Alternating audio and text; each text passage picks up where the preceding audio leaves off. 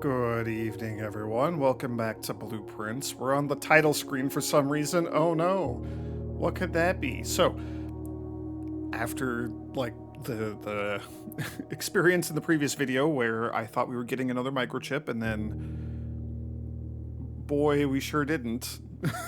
I'm like, okay. There's got to be another hint somewhere in the new clue. So I went back, just sat down just now before I started the video. I'm like, all right, let's just like skim through the new clue book real quick, read everything, and just see if there's any other hints. So like here we go. Welcome back to my notes. Started at the top and I was reading it all, just kind of going through the thing. Suspect lists.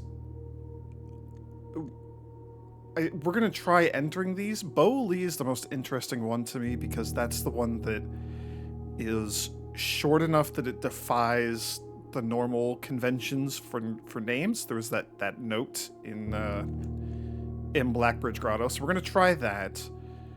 But where are you? Where are you? No, it was here, immediately after the thing. I literally like read this out loud and took a screenshot and was like scrutinizing what's going on with the chess puzzle and et cetera, et cetera, et cetera.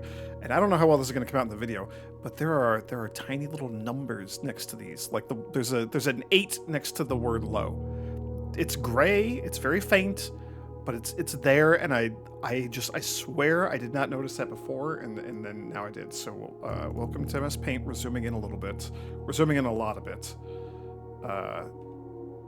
It's gonna keep like popping up the Windows thing because of that. So like low 8. I'm a little too far zoomed in. I just want to make sure you can see it in the video. I want to make sure you can see it in the YouTube video. There's a thing there. There's the number 8 next to low. There's a 12 next to in. I think all has a 1. My cats are wrestling in the other room. There's a loud thump. I might need to go investigate. So I'm just going to go through all of this and figure out what these are. It may or may not be super legible to you on the video. I had to zoom in pretty far, but I don't want to have to read the current book in the library, progress to the next day, check out a new clue again, progress to the next day, hope that we get a magnifying glass, and also read the book and just magnifying glass these. So we're going to be a little cheesy, and I'm going to do it this way. I guess I can just do this with all y'all here. Let me grab my actual notes. I would love to like insert some space here, but that's tricky to do sometimes in OneNote. I think I got it. Okay. So I can see like already there's a 15 right here by the word the. I also don't know if you can see, so we'll like there's a 15 right there. This is 2 numbers. It's like this is like a 5. This is a 14. This is a 1. This is 12. This is 8. You're 15, so this is just like this little corner of the page. This is... I can't tell if that's a 5 or a 3. But there's something there.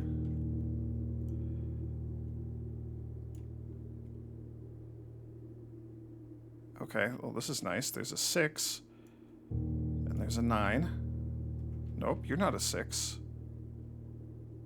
That's a 4. It just looks like a 6.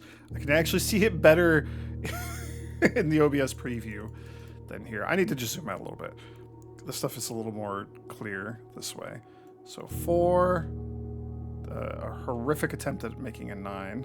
That's a 9. You're a 6. You're a 6. I'm so bad at drawing with the mouse. There's a 10 down there. This is a 7. This is an 11, I believe.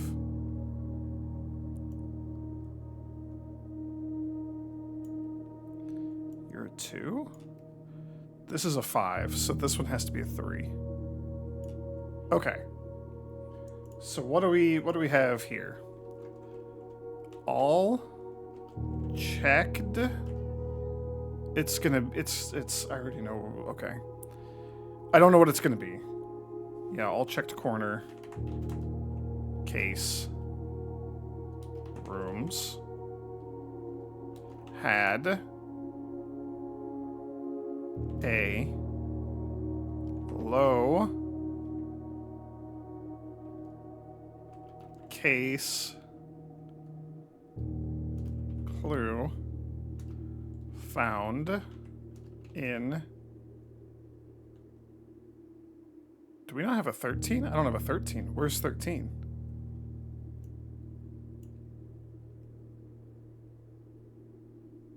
Where's 13?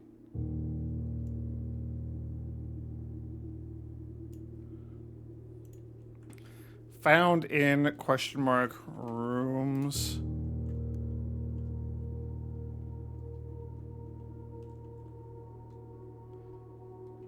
Ah. Found in the rooms. Because this is a 13 right here. Remember how I just couldn't tell 5 and 3 apart, like, just a moment ago? There we go. Okay. All checked corner case rooms had a low case clue found in the rooms.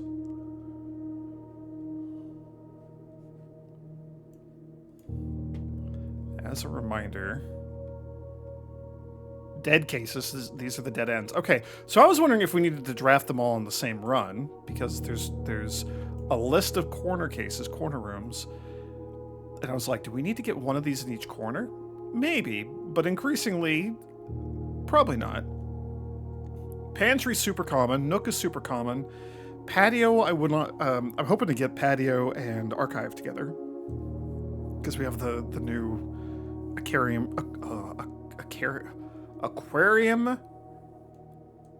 key from the Patio. It's not an aquarium key. You know what I mean.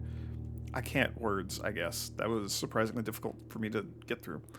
Patio's not too uncommon. Office will be a bit tricky. They have a lower case. Oh, okay. Okay. Patio, Nook, Office, Pantry. I'm gonna just write those down. Patio, Nook, Office, Pantry. This is one of those things where, like, I could probably go back to the VODs and see what we read in those rooms and see if there's a lowercase clue. I'm assuming it's a word that should be capitalized that is not, or something along those lines. I don't know. We'll figure that out as we go, I'm sure. I'm probably not going to do that unless we go through, like, several days of me not being able to draft, like, the Office or the Patio or something.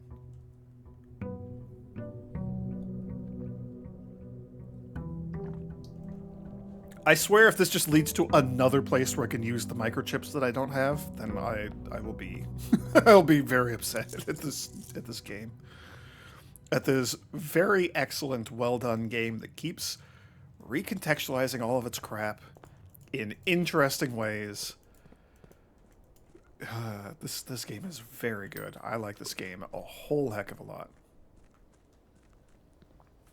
This game is so completely my jam. Everything except for that stupid galley.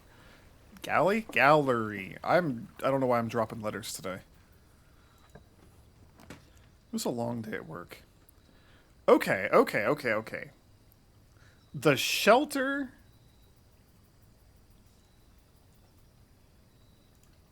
Shelter can be very, very good, especially if I want to get the archives.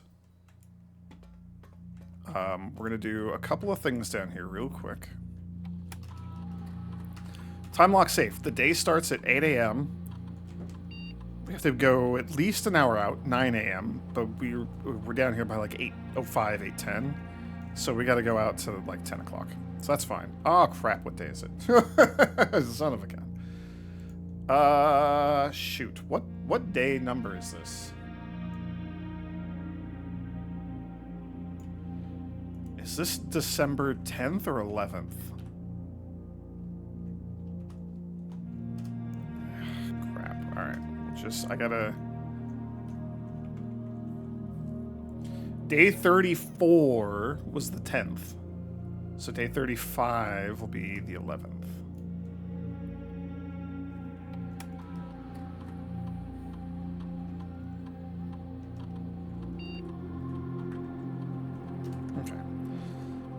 May as well just see if we can get a very good lab experiment.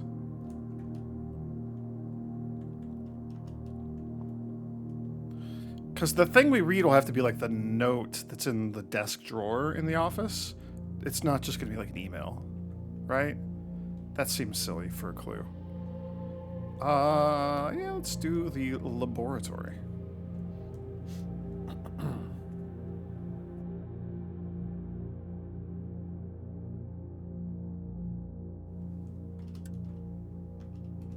All right, what do we got? Oh. Add 3 aquariums is interesting. This would go really well with, like,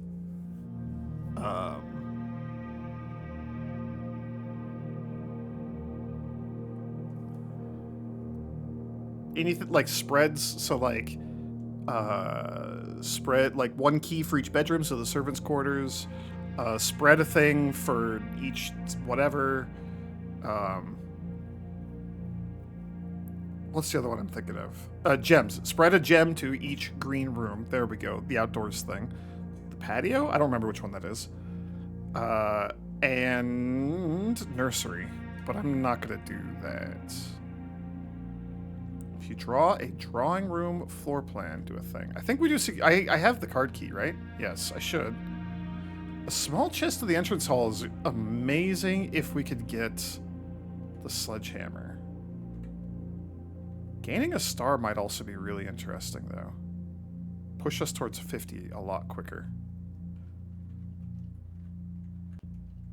I'm going to do that. Okay. You'll take a bit. So this art. This art is also in a new clue. Why?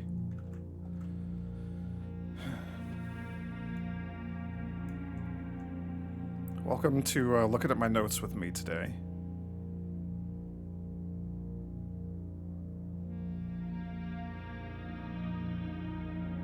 It was here.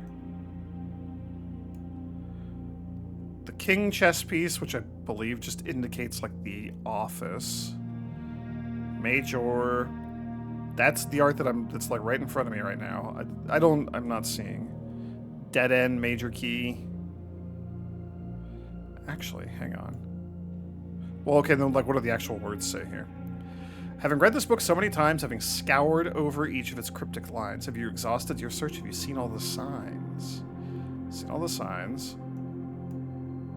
See, okay, so this is kind of what I'm expecting. Dead in all capital letters, end in lowercase letters. Major key is in all caps. So that seems like a lowercase clue. I don't know. We do need to try the names in Blackbridge. I guess I could go do that if I want to get the time lock safe. I would love to just get my free gem. Am I willing to burn like 4 steps to do it?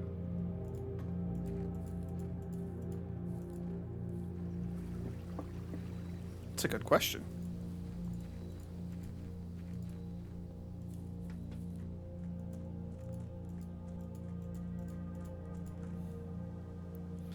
It's gonna take a while. It's gonna take a while. Let's just do some drafting. See what we got. Workshop is great. May as well just like, ooh, that's phenomenal. May as well see if we get. Okay, coat check is not how I was going to finish that sentence, but man, any of these would be great here, probably.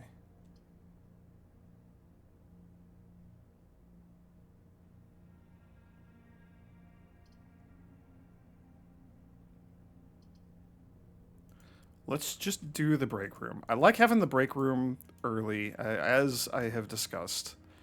A, I just want to solve this 40 times, and more, probably. B, I like having it close to the entrance or to the foundation, just make it easier to end in it. Get the card key tomorrow. 12. All right. From the in, out. So minus 10 times 2, that's negative 20. Plus 20 is 0. Plus 1 is 1. It was two blues on the same, or like on different lines. That's interesting. Okay. 1 plus 2 is 3. Plus 3 is 6. Squared is 36. Minus 20. So we're at 16. Times 2 divided by 2. Oh, you're getting tricky. 3 times 5 is 15. Minus 18 is minus 3. Minus 3 times itself is positive 9. Hooray! All right. I like that the math is getting a little more advanced. Anything fun back here? Anything fun like on the ground back here? Nothing? Okay. We'll just see where this goes, but then I'm going to backtrack and check the other rooms. Early security. Yeah, why not?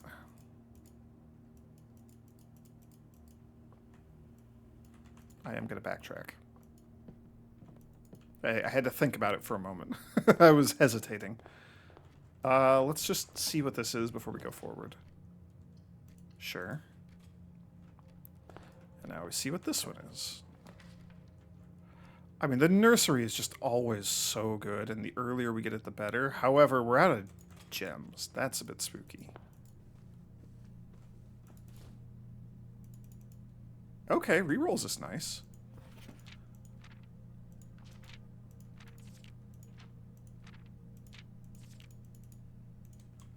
What a good book. Yeah. Ooh, okay. Interesting find.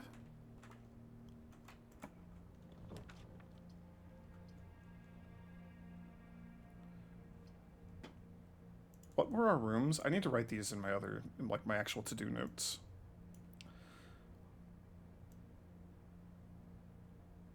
I know where they are, but I'm going to be putting other notes in here, so I don't want to have to, like, scroll through this every time.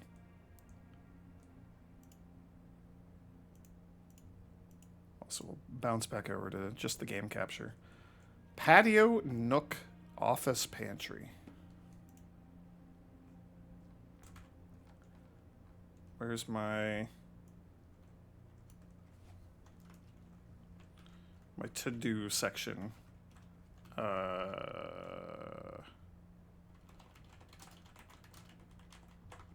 Okay. As much as I want to do the pantry, we really, really, really need the gems to, you know, accomplish anything today. So we're going to do this. The white box is empty. This is the only true statement. There are 2 false statements. Okay.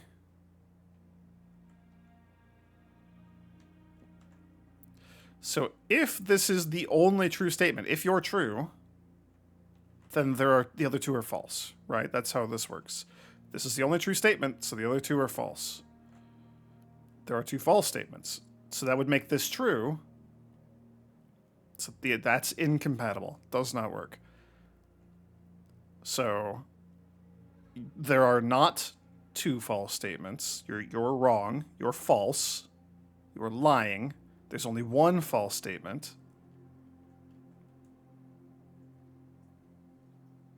No, hang on, the other way around. You're true. There are 2 false statements. You're true. You're the other lie. This is the only true statement. Wrong. You are not the only true statement. True, false.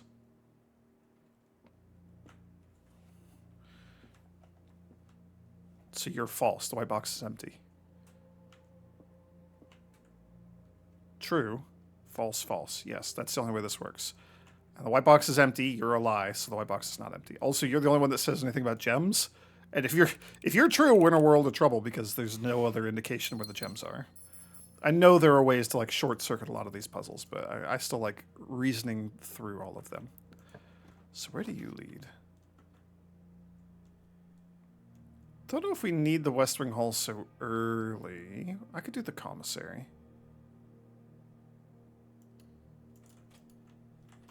Do we have a clock in here? Nope, sure don't. We just have a free gem waiting for us out there somewhere.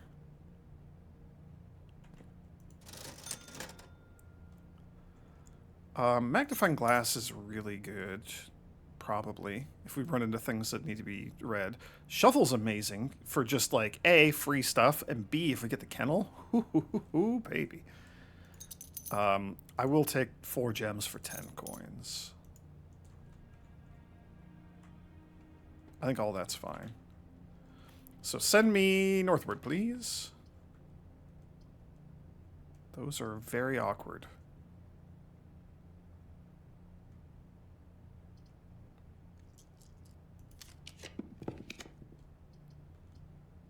Ooh. So this would have 3 doors, which doesn't matter. We only need the one going to the north. I could just do the coat check. I think I just do the coat check. It's a little spooky, but I'm going to do the coat check. May as well just take it.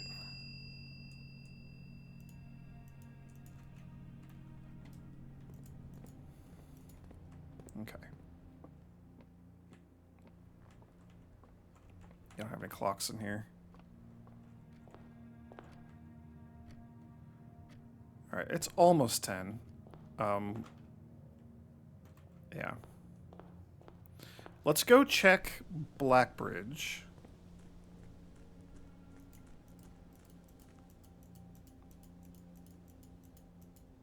The only reason this is top of mind is because we were just literally looking at it in the book just a moment ago, in my notes.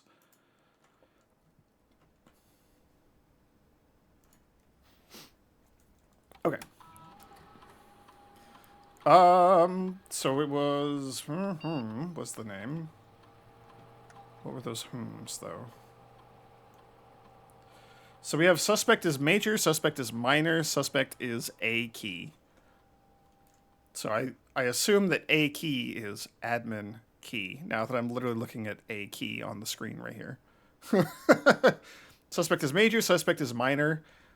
If it's major, then they're old. That was on a red card. If the suspect is minor, then it's one of the kids. If it's Bo Lee, then that is specifically a name that doesn't match the conventions, which was in the admin notes before. So we're going to go with that. So L-E-E-B. Okay.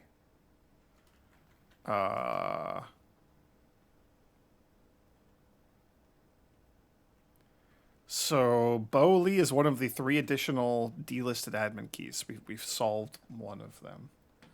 I should just... Where's my... Just like general miscellaneous. So like Blackbridge admin keys.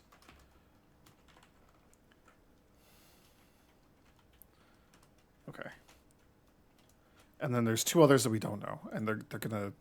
I wonder if like Marion Marigold or she has the passports. We have like 3. We have 4. We have 5 names for mom. We have like 7 name. We have like so many names for her because there's Marion Marigold. There's like her birth name, which would be like Mary Sinclair. She married into the Jones family, presumably, because that's my last name. So, like, Mary Jones. But then there's all of those aliases on the 3 passports we've seen so far. Who knows how many more there are.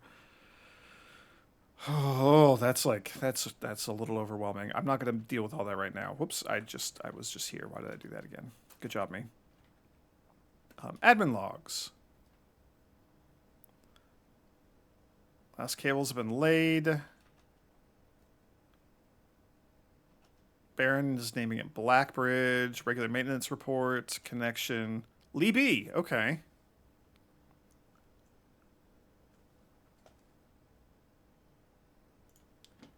Room screenshots. Where did I have... I had Blackbridge screenshots somewhere, didn't I? Maybe I didn't. Server room. Yes, I did. Oh, geez, and I took notes of all of this stuff. Okay. Yeah, so... 3 new admin keys have been added to the network's user database. Libby, ProvC, and HowNew. Why do I feel like that's too easy? Admin log view access restricted to the following admin keys. That is demonstrably not true because we've seen the admin logs as another user. Hang on, ProvC, is that one of the names in the thing?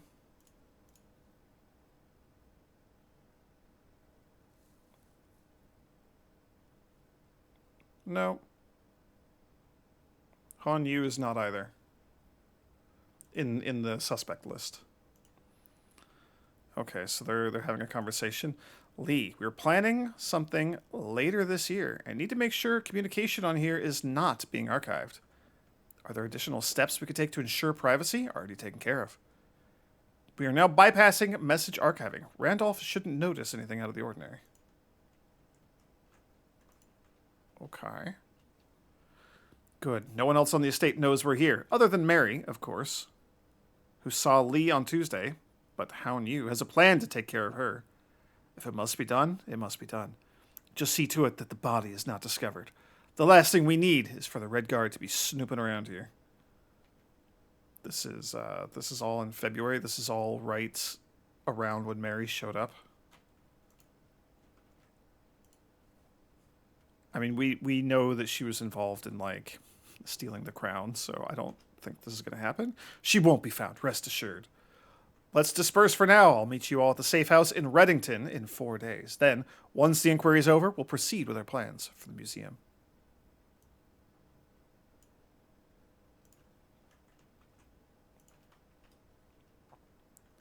Oh, geez, 4 months later, resuming operations. Welcome back, Lee. I've been camping out of the old schoolhouse for the past month, waiting for your return. It's spacious, quiet, and should prove to be an effective base of operations outside the purview of the staff and the Baron. It's not spacious, though. It's tiny. It's a tiny little cramped room. I've been in there. We should have an opening on the first day of September. Can we be ready by then? I don't see why not. Negotiations for transportation are in the final stages. If all goes well, we'll have air passage to Nuance secured for that date. But I think Moore is planning a scheduled maintenance soon, so we should likely wrap things up here. I'd say it's time to scrub these logs. They might fall under some scrutiny in the near future. ProvC and HowNew and Lee B delisted and deleted from the user database. Except that you're not, because I can see you. I don't buy any of this. They didn't go to Nuance, did they? Routine maintenance, etc. Split the access types. Yeah.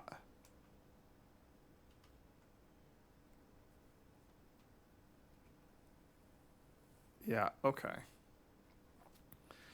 Oh,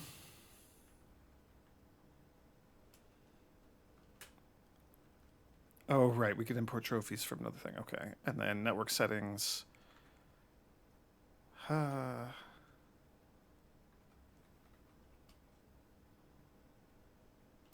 Okay, and we still can't import anything.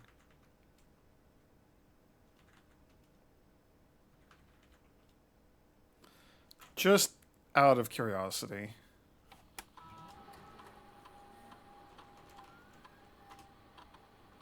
Yeah, okay.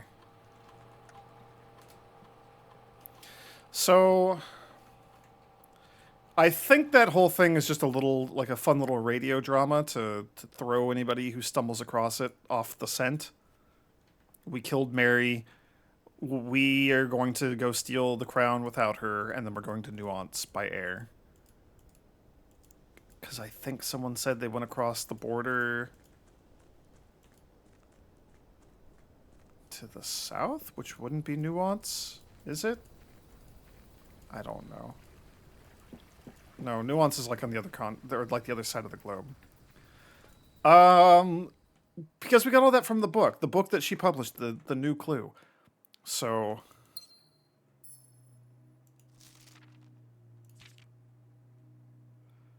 Theft of the Ruby Crown. The Southern Seafront. Yeah. Okay. So I think everything in that was just like red herring. All right, well.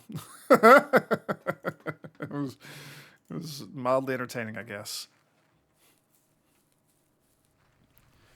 Deleted all the users from the database. Oh no, we're super suspicious. I hope nobody comes snooping around for our super suspicious notes. Let's delete them all. Deleted. They've all been deleted. We're good. We're safe. But they're not all deleted. That whole thing just seems very staged. Yeah, nothing to combine. This is kind of our only way forward, except that we also have the foundation, which is nice. Hey, this is all kind of awkward. Let's just YOLO a berry out here. Okay, all right. Bummer that you don't go anywhere, but not a bummer that we get fun things. The Dovecote seems like obviously good and useful. Let's take the casino because it doesn't seem as immediately useful. Also, look at that, Friday, December 11th. So it's top right and bottom left are maybe the lever. Top left and middle right are progression. The real doors. Top left and middle right. Okay. I will probably remember that. That's if we even draft that stinking room. Yeah, I don't think there's anything else to do in there. There's not like a tiny gem inside the tiny safe. I hesitated for a moment. Wait, am I missing something? No, I don't think so. We don't need the lab because I accessed the lab already.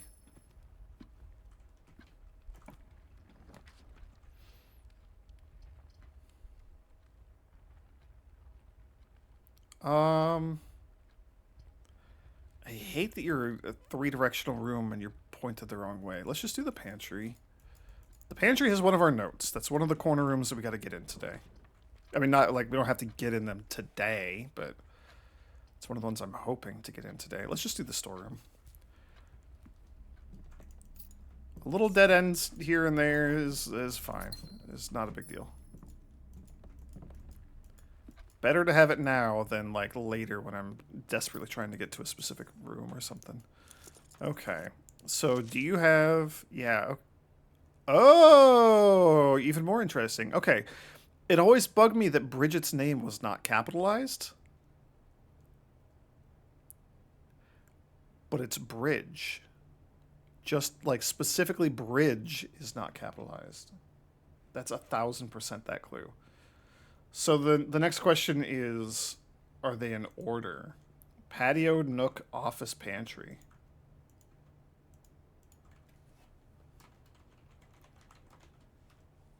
Maybe.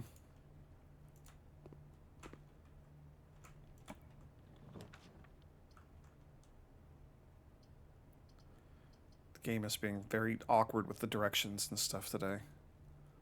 Yeah, we have gems to spare. Oh man, if we... Okay, hang on. Hang on.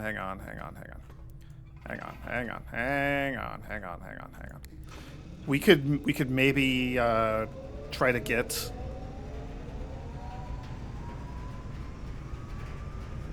Yeah, let's just go straight. Okay. We can maybe try to get like the archive or something, right? Because you're powered, increase the odds of getting a vent adjacent, or like a eventful room. Yes, yes, yes, yes. Now we're just gonna get the stinking patio. Secret passage would help for that. Also, I guess I do need to be, like, on the edge of the house for that. Okay.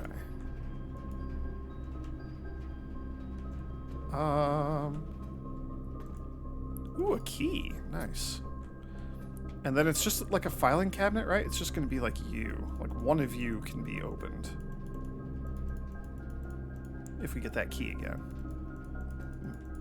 It was on its own in the fish tank, so probably this one, but we'll get the key and then we'll deal with it.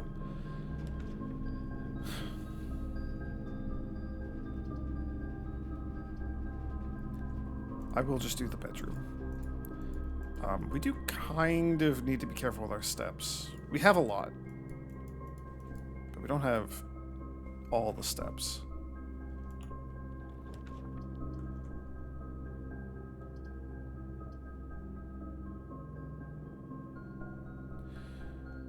What does the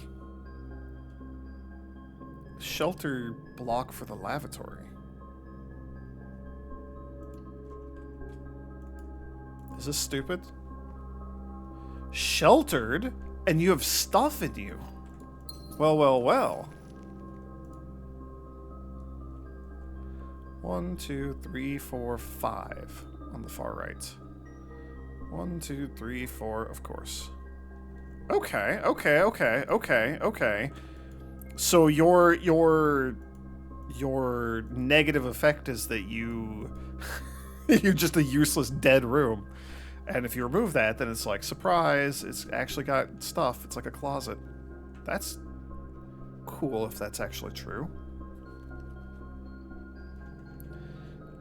I'd rather save our third shelter trigger for, like, Lost and Found or something, you know?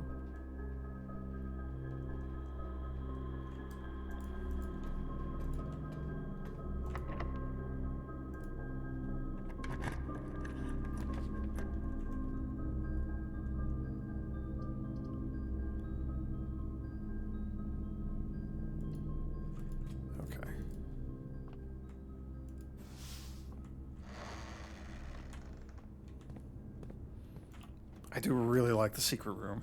The more I use it, the more I like it. Okay, you kind of go... Well, I guess it's fine that you go that direction. The aquarium gives us a bunch of money because of the goldfish. Oh, I wanna get the pump room and refill the aquarium. Terrace would be really nice too, but I don't want a dead end here. So let's just do the patio. I have the shovel.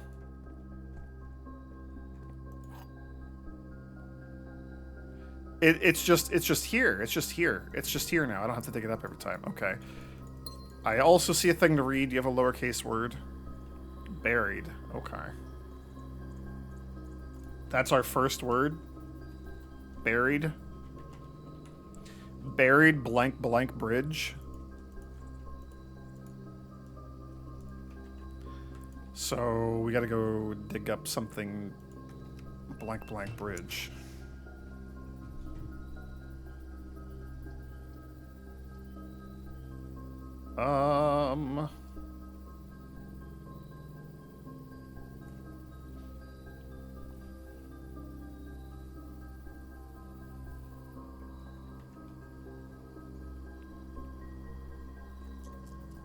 Do we redraw? Do we just YOLO a berry? Let's just YOLO a berry here. Okay. What? I don't even remember what our... Oh, security door. Oh, right. Okay. Yeah, we're gonna have a lot of stars at some point today.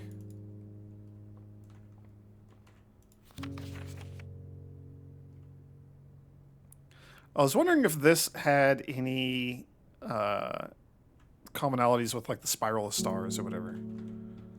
But it does not. Okay, we have the secret garden key. We can go open the filing cabinet key.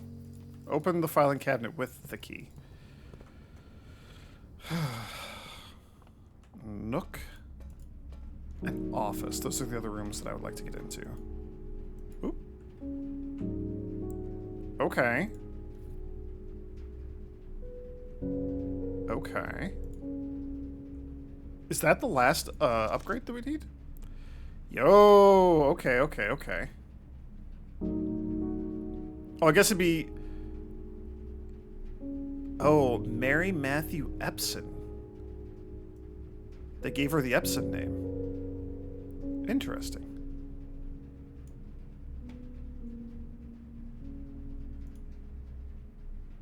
What is the significance of this? East Reddington Hospital Certificate of Birth. This document attests that Mary Matthew Epson was born to Lady Clara Epson and Simon H. Sinclair in this hospital at 4:05 a.m. Tuesday, the 22nd day of January in the 6th era, 1958. In witness whereof, East Reddington Hospital certifies that the information above is true as verified by its duly authorized officer of the Fen Aries Registrar of Persons. Lily Resian Rose is the doctor, and Sarah Drivian is the registrar officer. And that's just the sigil again, just in case, you know, just in case we haven't seen it enough already. I'm not seeing anything else that like, nothing else is jumping out at me. No hidden numbers in the corners or anything like that. I did take a screenshot. Let me put that somewhere in here. I'm at the point where I need to, like, and I probably will if I remember. I need to, like, alphabetize my notes in these stupid rooms.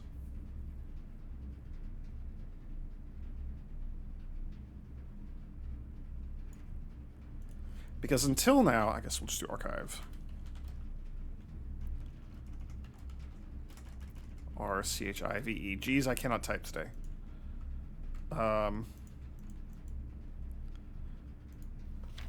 Because up till now, it's literally just the notes for the rooms are in the order that we have discovered the rooms. or in some cases, the point where I decided to just start taking notes for a room. So the only exception to that is I moved classroom 4 up to be close to classroom 1. That's it. It's bad. It is real bad over here, y'all. Whoa. Oh man, this is so awkward. I guess I'll do the hallway. The hallway is very unnecessary. Man, I don't like these. I'm gonna reroll. Okay, interesting. Reading Nook gets us a library as well. Observatory, though, is really good. I think it's gonna lock our constellation in place today. And if it's like Draxus again, I'm gonna cry. So do I just take the passageway instead?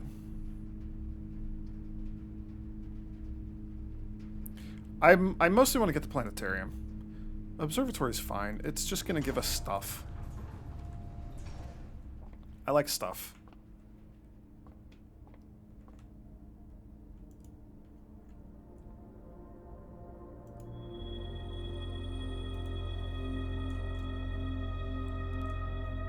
What a day. What a day.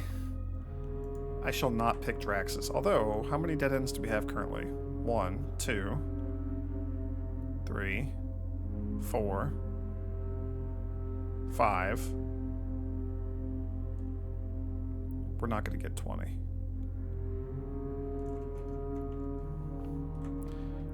We're not taking Draxus. I refuse. You can't make me. Ballroom would actually be devastating. That'd be very bad. Rotunda's so expensive and, like, not actually useful here, really. Ugh, I don't like this at all.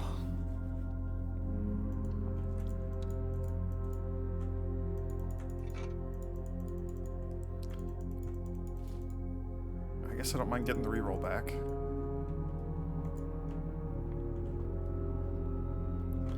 Yeah, Telescope literally doesn't even do anything. Make four-way rooms even more common. Make the sale even more happening right now. Just... Okay. Okay. Here's the ultimate question, though. Do I care about sending power this way?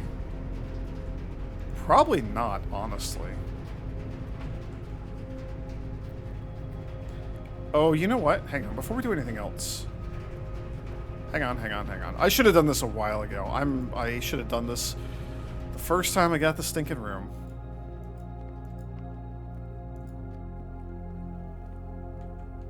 Yeah, we'll do the upgrade in a moment. This is more important.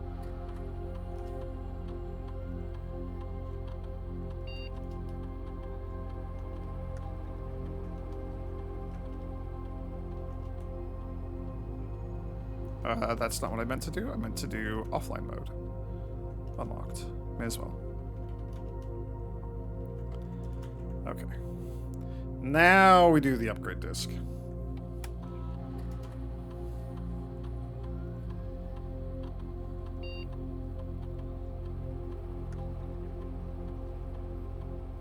Okay. Hallway data has been found here, huh? Get an extra hallway tomorrow. Always a locked trunk. Or it just always has a key. Honestly, like, just always having a key is really nice.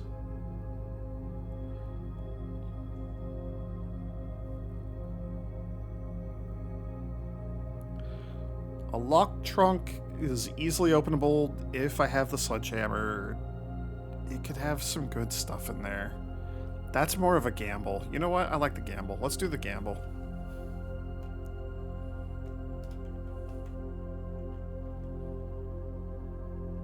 Okay.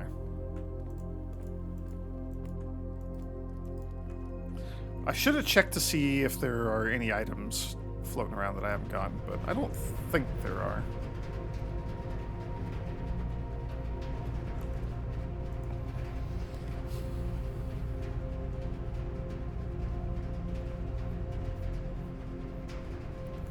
Passageway's fine.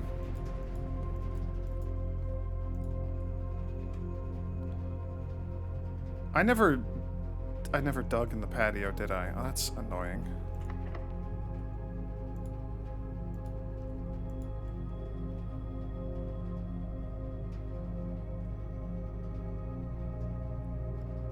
Ooh.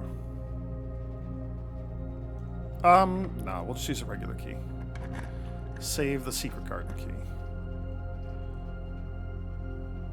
And what am I going to do with vault money? Not really anything.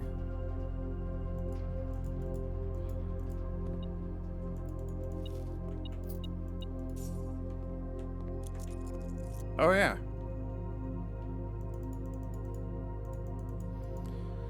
Time to dig a hole in the pantry floor.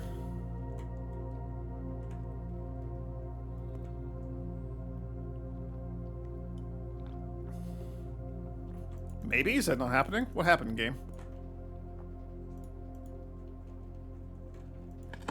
Oh, there we go. Oh, I thought I broke it.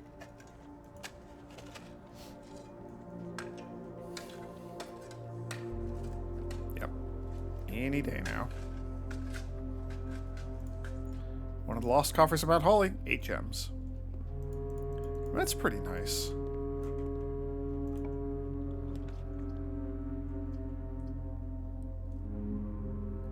Sure, we'll do the drawing room. I mean, I want that reading nook, but I also want to, like, make use of the reading nook.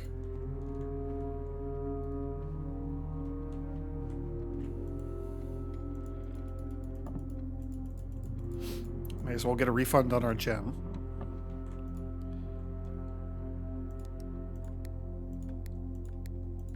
I do also acknowledge that I have, like, a pretty obscene number of gems. Okay. We still have options off the foundation. So something that goes up would be nice. Something that curves back to the foundation is kind of a waste. Maybe here we use the secret garden key. Now there's also going to be a bunch of fruit just all over the place. There's a secret second redundant hidden lever here. And it's not you. Assuming we can trust Denny Ravain, but he was hyper fixated on his dumb little project.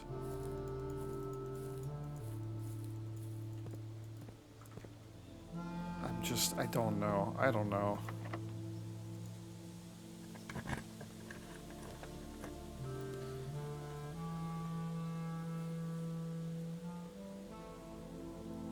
I guess we do the foyer.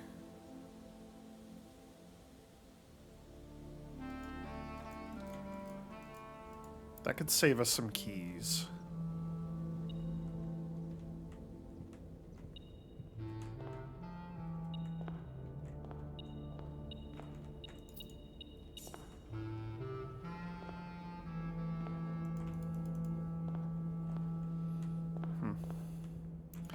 Conservatory?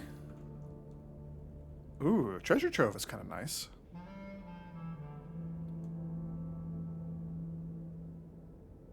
Yeah, it's fine.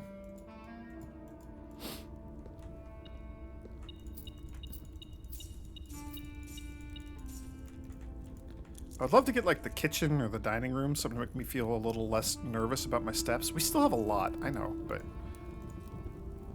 I would like more. The true treasure of the trove is not in the house. Is this pointing me towards the sanctum key? That's down in the drained reservoir?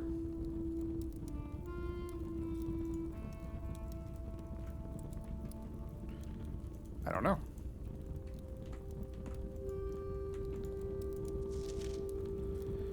And either the green notes are all lies, therefore this is a lie, or the green notes are all true, therefore that's true. I don't know the answer to that.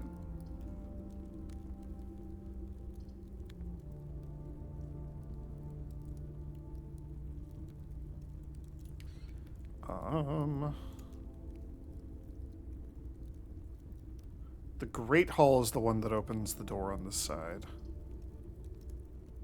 The guy's bedroom's not bad. The aquarium's fine. I like the aquarium. Yeah, let's do the aquarium.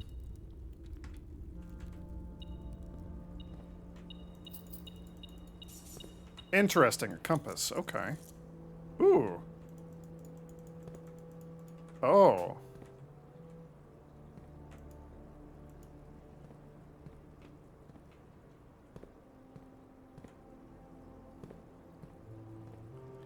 One, 2, 3, 4, 5, 6, 7, 8, 9, 10.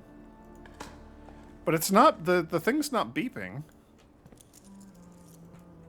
I wonder if we could, like, get those. Probably not. Probably not. Alright, well, let's work our way back down, shall we?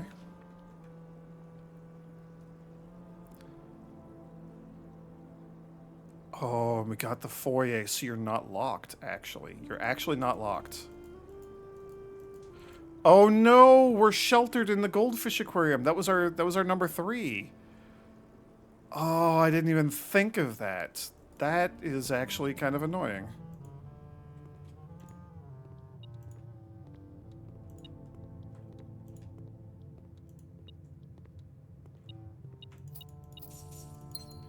That is a bit of a misplay on my part. All right, well, we can get to room 46 if we want. Do I want? We could, like, get the crown. I'd have to go down, obviously, and flip the other lever first.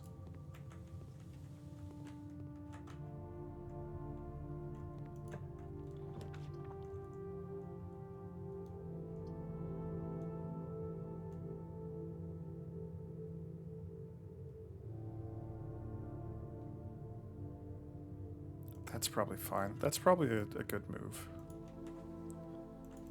I think I'm happy with this. Oh, 10 extra steps from her ladyship's spare room. Okay, we're fine. Free gem.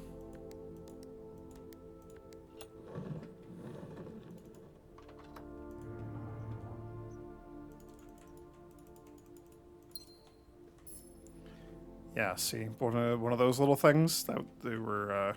There's one of those in the gardener shack.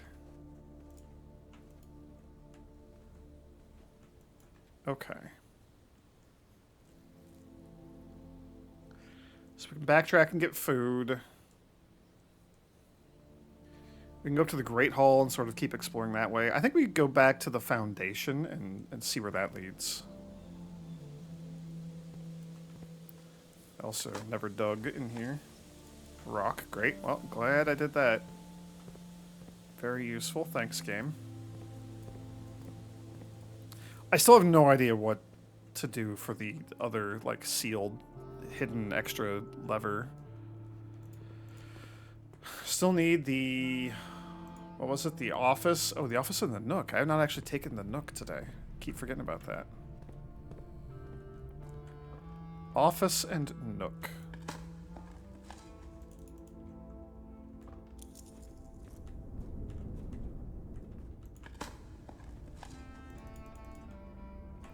Keys are very nice. Nope.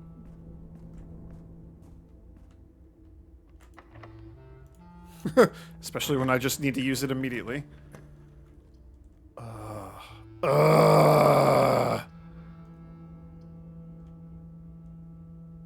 Game.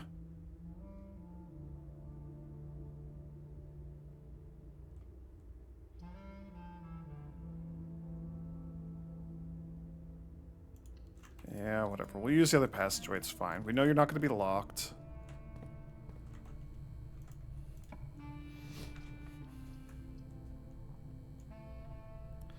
Library's interesting. We could do double library strats again, maybe.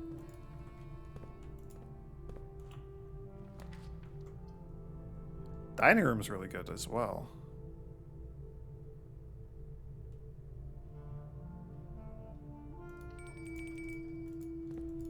Let's just do the dining room. And you want the furnace? I'm not going to draft the furnace.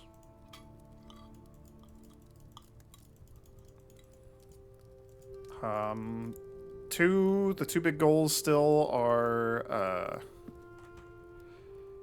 conservatory, maybe, and then see if we can get to the back of the closed exhibit, just somewhere, anywhere in here.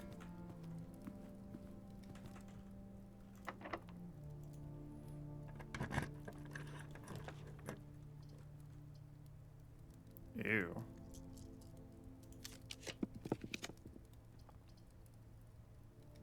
Okay, well, that's kind of funny.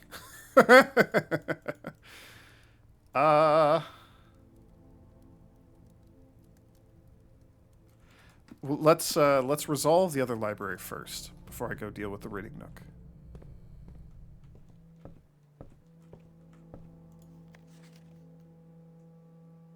Yeah, you don't have anything in lowercase. Okay, okay. Yeah, look at that. The Curse of Blackbridge.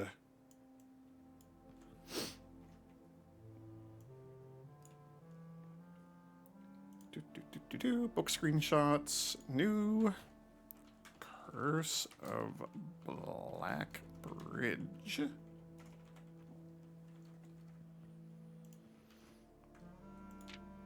There's just a hand reaching up to pull the carriage off of the Black Bridge, I guess.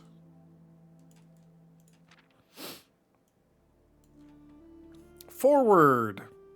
The legend of Black Bridge is one that's well known to the people of the Grand Realm, which is, I guess, either that's specifically Fen Ares, or it's a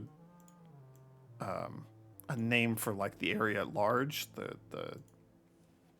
the greater continent, or who knows, the three original realms from the three children of King Arindia or whatever, that thing. I don't know, but it's something like that. I think it's the Grand Realm of Fen Ares. I think that's just Fen Ares. Anyway, Legend of Black Bridge, well known. For versions of this tale have been passed down from generation to generation. With each new telling, the story has changed, becoming, over the years, more colorful, more verbose, and, as one might expect, increasingly horrifying. However, with so many renditions and unique personal touches, the task of confining and binding this tale to text seemed an ambitious and impossible challenge. Over the course of my research, I've heard dozens of variations of the legend, and while the details would often change, I was surprised how much of the story's heart remained the same. Yet the more I listened, the clearer it became that there could never be a definitive version of this tale capable of capturing all the wonder and myth of Blackbridge.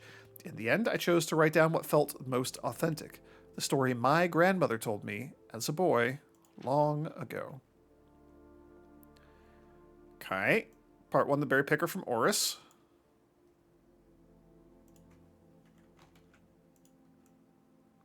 Getting a screenshot of that. Many years ago, before peace had become a familiar word, there lived a group. Oh.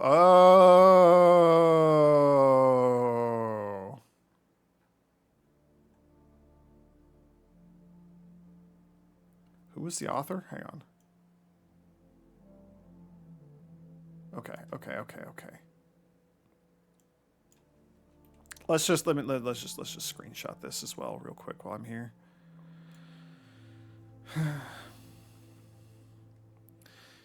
Many years ago, before peace had become a familiar word, there lived a group of rogues so wayward that the locals deemed it appropriate to call their number the Unholy Hounds. Or Hound You, as the case may be. It's so funny how many times I have just, like, coincidentally drafted a couple of rooms about, like, back to back that have been relevant. Like, it's so funny that we're getting this after just reading the stupid admin thing. This was not planned at all. I love this. What a fun, like, game for happy weird little coincidences as you go. The Unholy Hounds. They were feral outlaws composed of society's worst in a time when society was at its worst. And for each crime that fearful travelers credited to the group, a dozen more lay unclaimed, each worse than the last. For the gentry, however, who often value their coffers more than their companions, no crime could measure more wicked than the group's primary enterprise, high road robbery. One such member of this so-called band of rogues was a boy of 13 years, Jesper, who had not been lucky in life, having lost 2 brothers to war and parents to famine. In the years of hunger that followed, Jesper lived in a gutter behind a churchyard, relying on the nourishment of scurrying bugs and weeds harvested from the cracks of the alleyway to sustain his pitiful existence. It is not surprising that a child aiming to escape such hardships would take any road out. An easy and well-traveled road paved with temptations, leading out of the city and into the gentrylands, where loose purse strings entwine with the strands of salvation and glisten equally with the hope of opportunity. It was this road that eventually led Jesper to the end of his youth, a hidden cave at the bottom of Blackbridge Canyon. It was here that he met his surrogate family and saviors, the notorious gang of godless outlaws known as the Unholy Hounds. Despite the hardened circumstances that had led him to this vocation of banditry, Jesper was surprisingly tender-hearted and was often teased by the group for being too kind for such an ignoble life. For this reason, Jesper was assigned the innocent role of berry picker.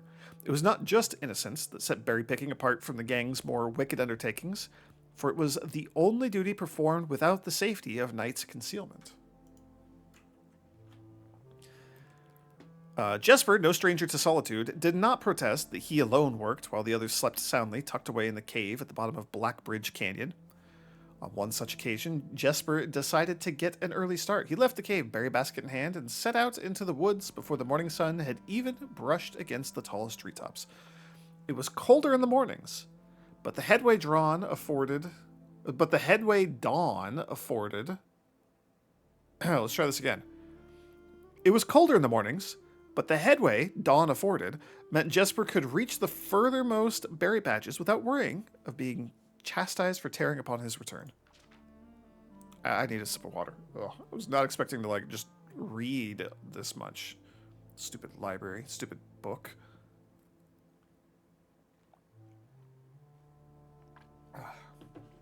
Who even reads books anyways? Is there anything... Probably not, but...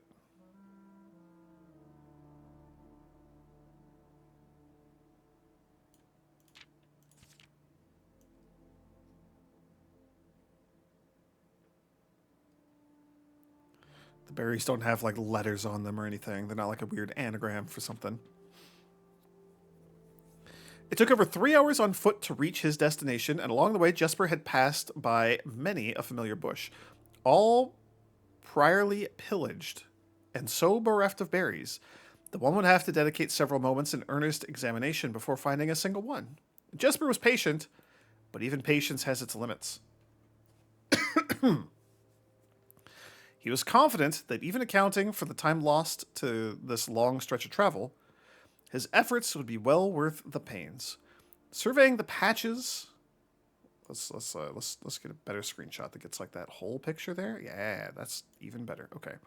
Surveying the patches in this new grove surprised even Jesper. The red dots suspended among the leaves seemed as numerous as stars in the skies. Upon seeing such a bounteous sight, he clutched his berry basket tightly and nearly toppled over out of joy. Once he had regained his senses, Jesper quickly made a decision. He would not reveal the location of this newfound treasure. Instead, he would earn the respect of his confederates who, upon seeing his yield, might attribute the success to hard work. Yeah, they seem like the type that would do that.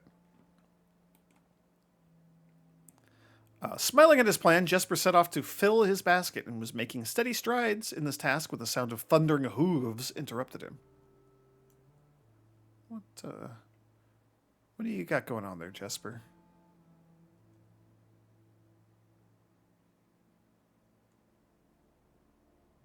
Okay. A carriage. A carriage is approaching! The thought of it made Jesper freeze. Had he been so enchanted by his discovery that he had neglected to observe his surroundings? How could a roadway be so close? He ducked down and crept toward the impending sound, hiding behind one of the larger bushes nearby. We gotta look.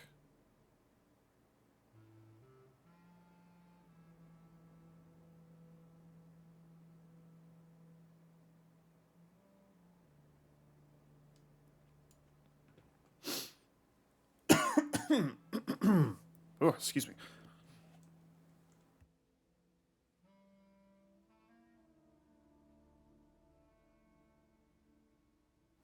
Ooh, okay. It was only a moment more before the sound source revealed itself. Within 50 paces of where Jesper hid, an elegant carriage with gold trim came soaring around a corner of trees, led by two beautiful white horses and conveyed by a stern-looking driver seated atop the vehicle, flaunting the most sophisticated regalia Jesper had ever seen. It was not just any carriage, it was a royal carriage. Even without ever having witnessed such a sight before, Jesper was certain. The sight had so transfixed Jesper that he stood awestruck, unable to tear away as the carriage approached. The little concealment the bush provided was soon proven unequal to the driver's lofty perch, and upon spotting the boy, he pulled the reins with such effect that the noble steed slid to a sudden halt with precise control. "You, boy, get out from behind that bush," he shouted with a rigidity that betrayed a modest amount of fear. "You startled me half to death coming around the bend in my own drive." Oh, interesting. And seeing such an unfamiliar face in a place where there ought not be any face. Jesper quickly contemplated running. The man was much older, and his dress was suitable for courtly behavior, not dashing through the bramble and mud. I was picking berries.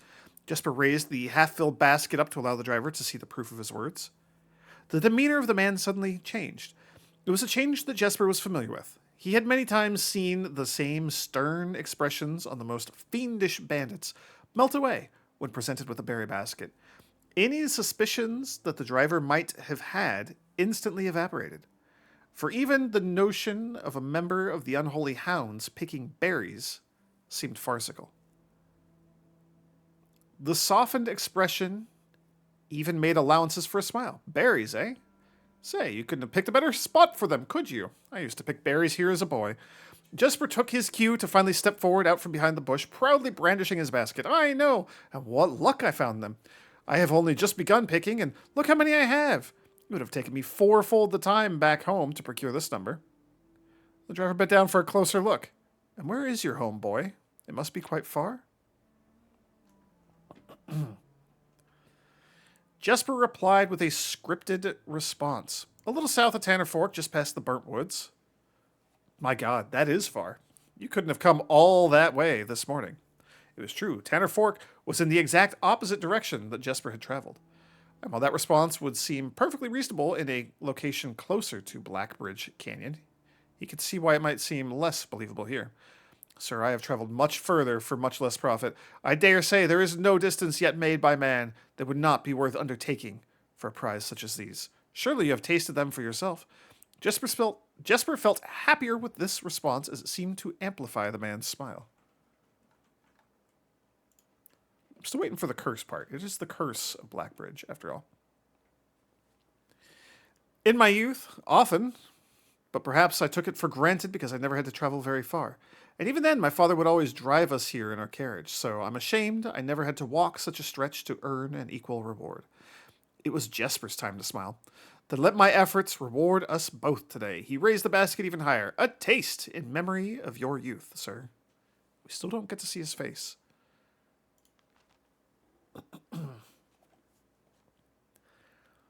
The driver chuckled and removed one glove, bending over the seat to reach down to the basket.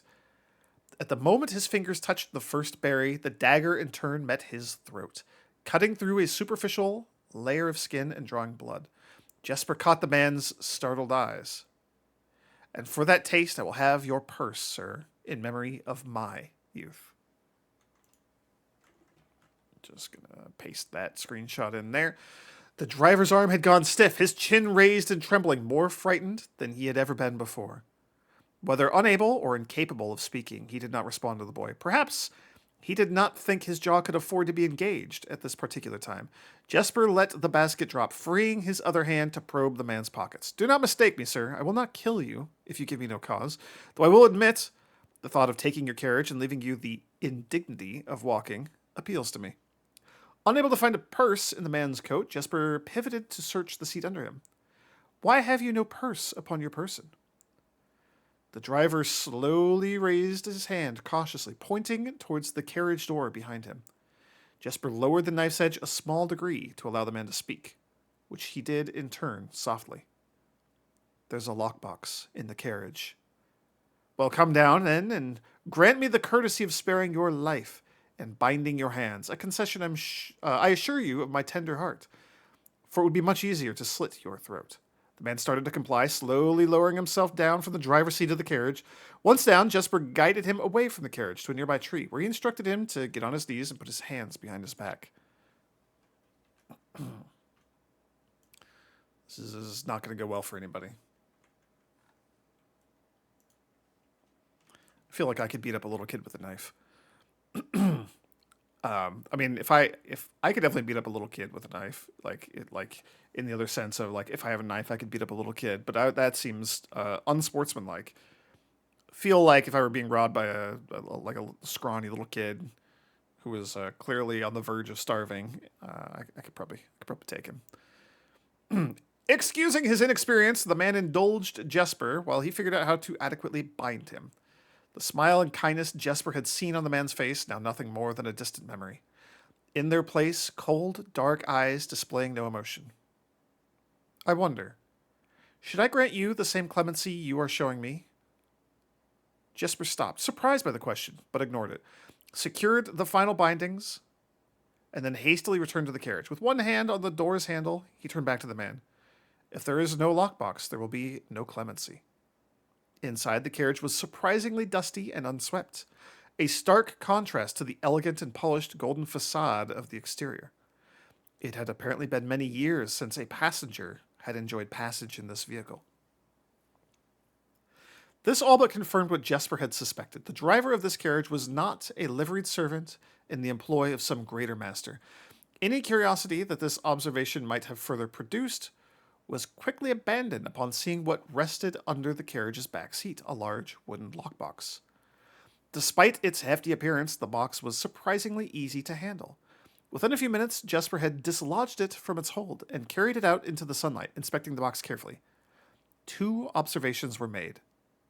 Totemic symbols found carved on all 4 sides of the box hinted that the box was very old and likely not created by Orindian hands. It reminded him of artifacts from the Old World and was presumably crafted in one of the ancient realms. Oh boy. Secondly, the box was secured by a rusted yet robust padlock. It would not open easily without a key. Jesper looked over to see the driver quietly observing from his indentured position. Do you perhaps have a key you can provide me to open this box? Without emotion, the driver replied, There is no key to that box. Jesper stood up. Easy enough then. He headed over to a nearby rock of sizable dimensions and lifted the stone up, carrying it back to the box. If there was ever a time when the lock had been resistant to brute force, it wasn't recent. With one hit, the stone had completely shattered the rusted lock. He bent back down and opened the lid. Inside was an effigy, a crude figure, chiseled from stone. Without too much deliberation, Jesper bent down and picked it up, somewhat surprised by how heavy it seemed, given how light the box had felt. Having expected to find something more akin to gold or gems, he looked questioningly to the man, hoping to find an explanation. The driver's smile once again returned. Or had once again returned. You are cursed, boy, for deadly is the stone. You have opened that which should never have been opened, and you are cursed. What have we got down here?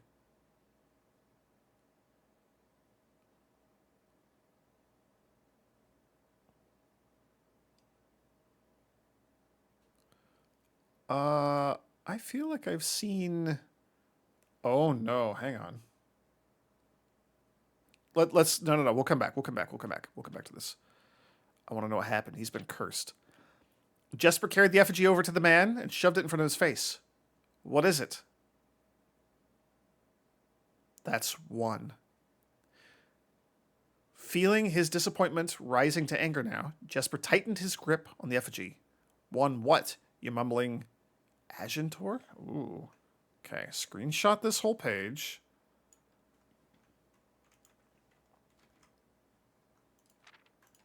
Oops. Agentor.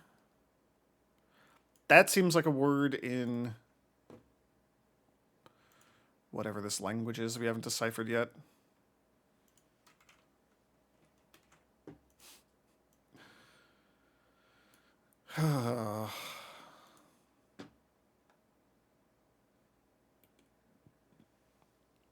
And in God's name, why have you no purse upon your person? The man did not seem intimidated. 1 pace. He paused for effect. 12 more, and you will be dead. He only had a second to flinch before the effigy struck him in the head and put an end to his cryptic ramblings. If there was ever a time when the old man had been resistant to brute force, it wasn't recent. Jesper looked down at the sculpted stone figure now splattered red. Was it cursed? Was he cursed? He had, of course, heard stories of curses, and had never doubted their validity in the past. But now that he was standing face to face with the possibility of being cursed, his mind pleaded with him to be skeptical. And if he was cursed, what difference would the knowledge make? A dozen more paces would not be enough to find another living soul, to say nothing of the chances of procuring a remedy. If he did not move from where he now stood, he could live maybe another 3 or 4 days, maybe more given the abundance of nearby berries. A plan that, if we ignore its obvious faults, might provide additional opportunities for help to come along. But what good would that do? To be discovered here, beside a body, stolen goods in hand, bloated from berries, and ravening about a curse that could very well not be real. No, it would most certainly be better to face one's fate now. Take a dozen paces and see if life goes on. Just gonna do a little screenshot action here. Yeah. But Jesper found his legs unable to make that first step. His mind was unable to convince his limb to waste away 1/12 of his life in a single motion. Feeling the desperation sink in, he hopelessly looked about him for a solution. And if, by some stroke of luck, the gods had heard his plea, a miracle materialized before him, as if he found himself suddenly at the end of a fairy tale. 2 white horses and a carriage of golden trim were beside him, the answer to his immediate prayers. He laughed at his fortune and calculated the short number of paces back to the road. 4. Perhaps only 3 if he jumped. He made a quick survey to see if there was anything he wished to grab before taking the plunge. We gotta take a look. Did the old man have a sword? Looks like he just let himself get killed and he had a sword and a top hat.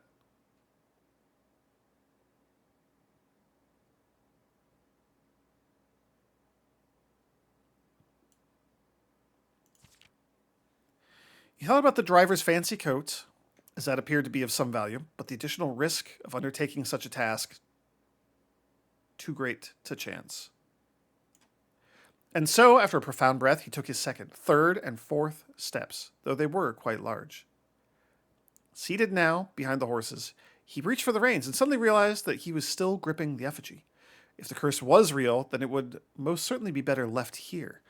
If, on the other hand, the story was fictitious, there might be some appraisal that could be made of the figure. It was, after all, found within a lockbox, whose typical function often secures objects of value. Having witnessed firsthand the horrors of destitution, Jesper found his mind equally reluctant to allow his hand to let go.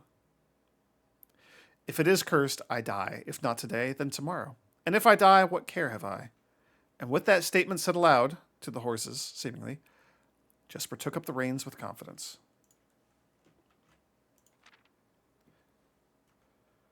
Oh, geez, that was only part 1. Oh, geez.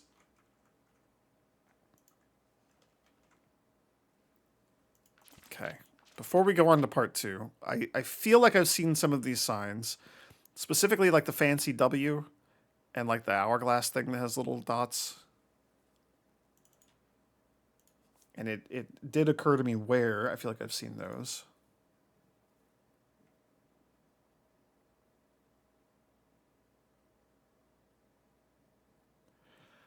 Holy cow. Okay. Back to ye old monitor capture for a moment. Orosphere, Third Era, Morajai, Vera, Kararika.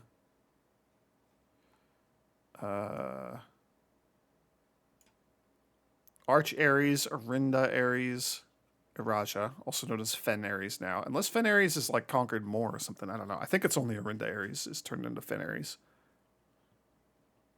Nuances over here. Yeah. That's all well and good.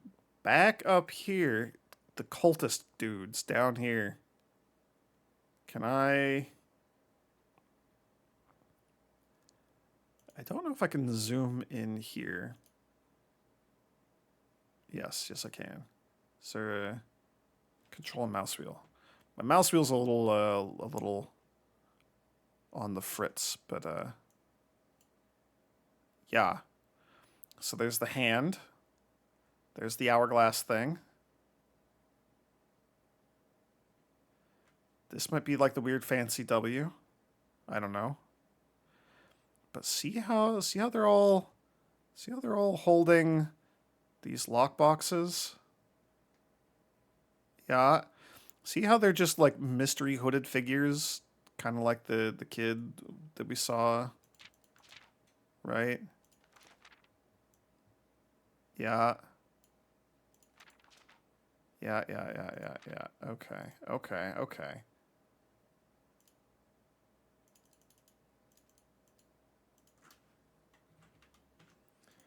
That's all. That's all for now. I still don't know what this means, but there's definitely a connection there. How much more of this is there? Oh my gosh. Okay. Jeez. All right. All right, game. Part 2. Let me go back to my book screenshots. We're gonna screenshot all of this because anytime I don't, the stuff seems to be relevant later. Anytime I do, the stuff also seems to be relevant later. Miller awoke to some light nudging from a familiar foot. Only one person would have the cheek to awaken her in such ill-mannered fashion. Shaking the sleep from her eyes, she glared up at him in the darkness, but did not say a word. He nudged her again, teasingly, then stepped back into the dim. After taking a moment for her eyes to adjust to the darkness of the cave, Miller remembered. She was on third watch today. Quietly collecting her things and wits, Miller turned as she left, waving to her young friend, who was more than likely already asleep. She crept through the cavern's main passage, careful not to wake the sleeping bandits around her. Like a hero in a book, she often mused.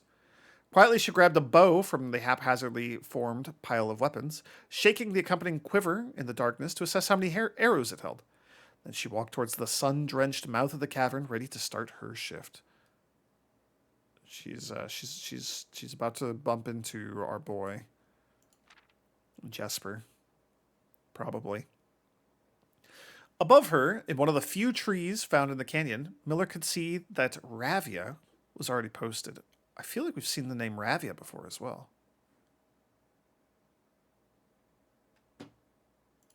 Hang on.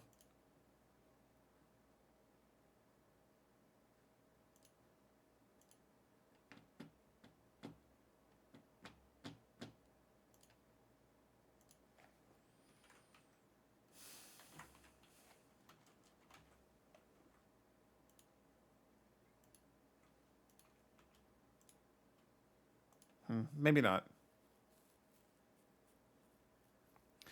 I thought it might have been like with the name of like one of the angels or something. Mila, Joya, Rena, no Ravia. I don't know. I do feel like I've seen that before, but she could see that Ravia was already posted. She waved, and Ravia waved back. Calling out to each other was strictly forbidden. Anything louder than a gesture in the canyon was forbidden.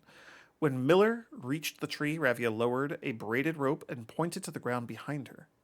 Miller turned, following the finger, and saw a pail of water resting beside a nearby log. She turned back to Ravia, nodded, and secured the pail to the rope. The pail went up first, and in turn, Miller followed. Ravia reached across to grab the water. Miller leaned back to give her space.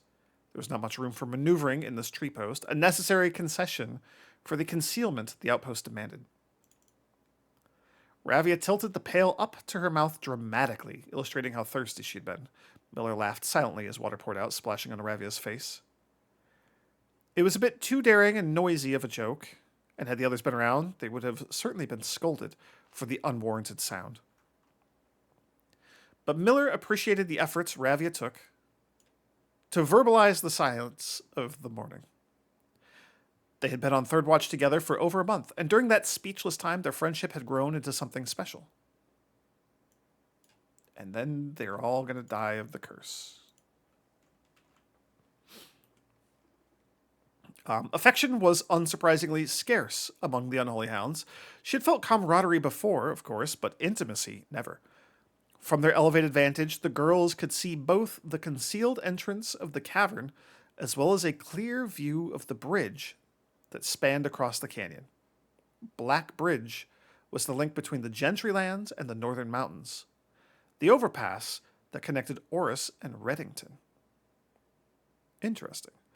To the city-faring travelers of the realm, the bridge was an unavoidable crossing. In the day, the task was to ensure that travelers passed by without stopping. At night, the task was to ensure that they do. Like most of her band, Miller preferred the night.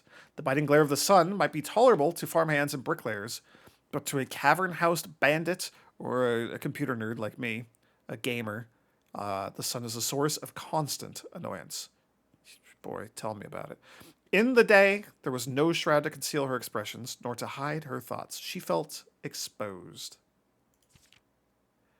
Ravia touched her elbow and pointed up. Miller, striving to suppress a budding smile, suddenly shook her head in response.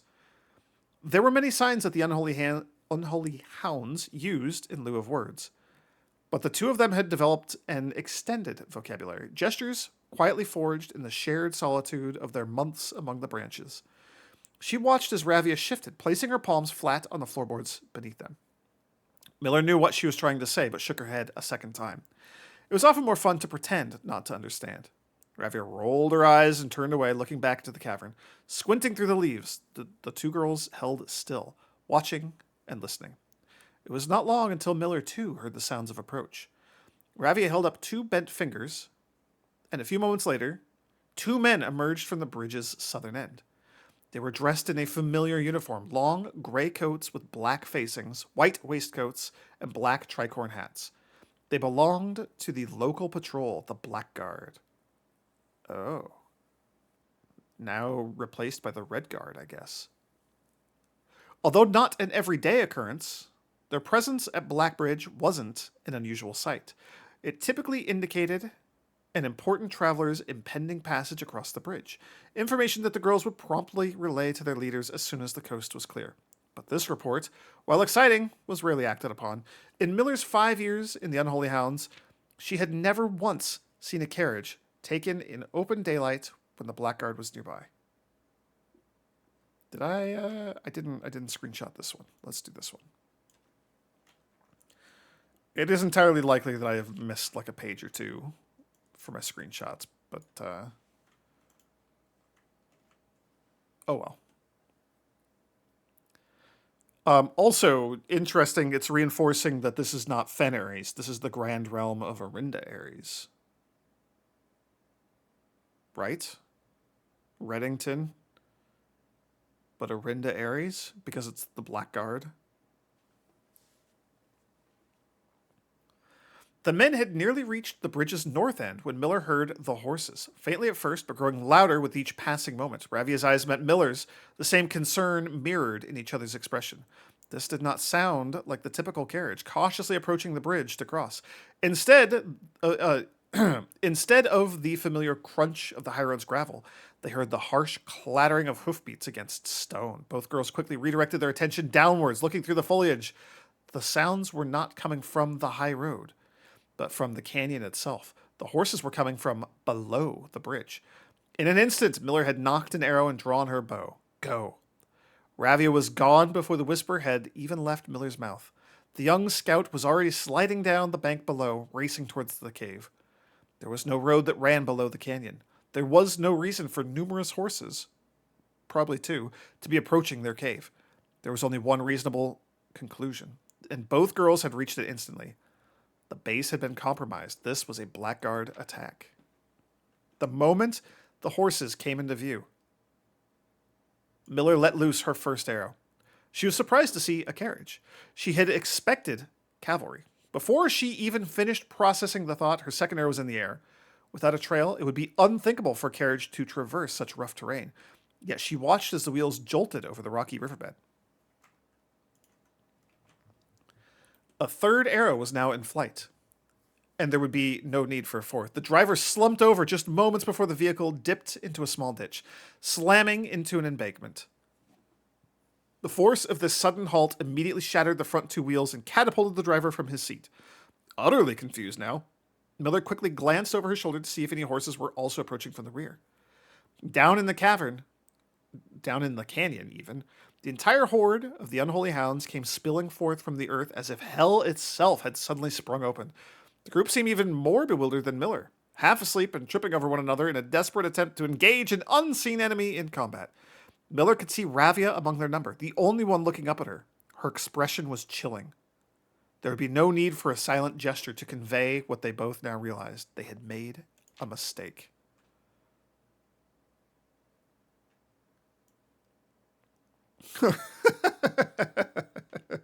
The gang's chieftain, Jeffrey Heartslasher.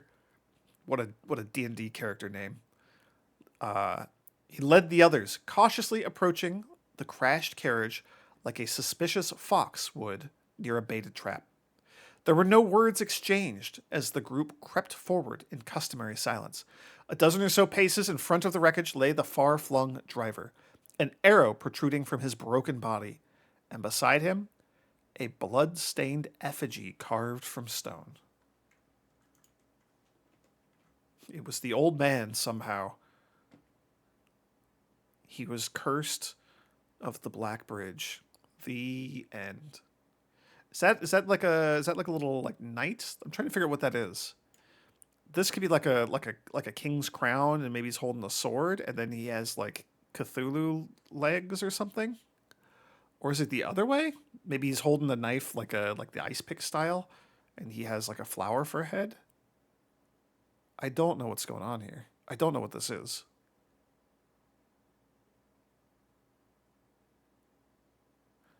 I don't know what this is.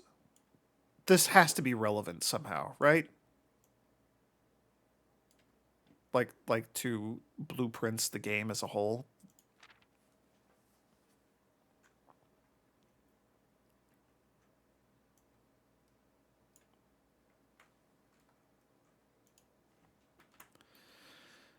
Miller was inconsolable. Jesper had always been her favorite.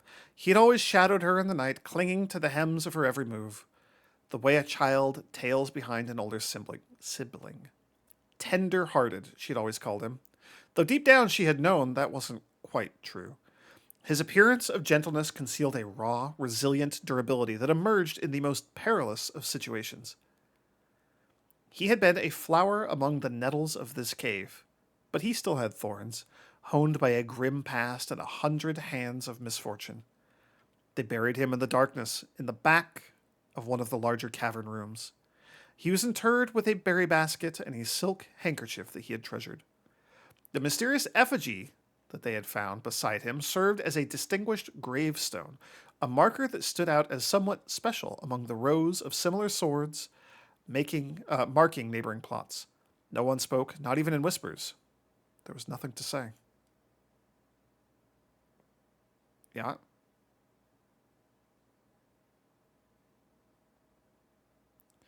What a creepy little like knife wielding jester effigy, I guess. He does have like the knife pick.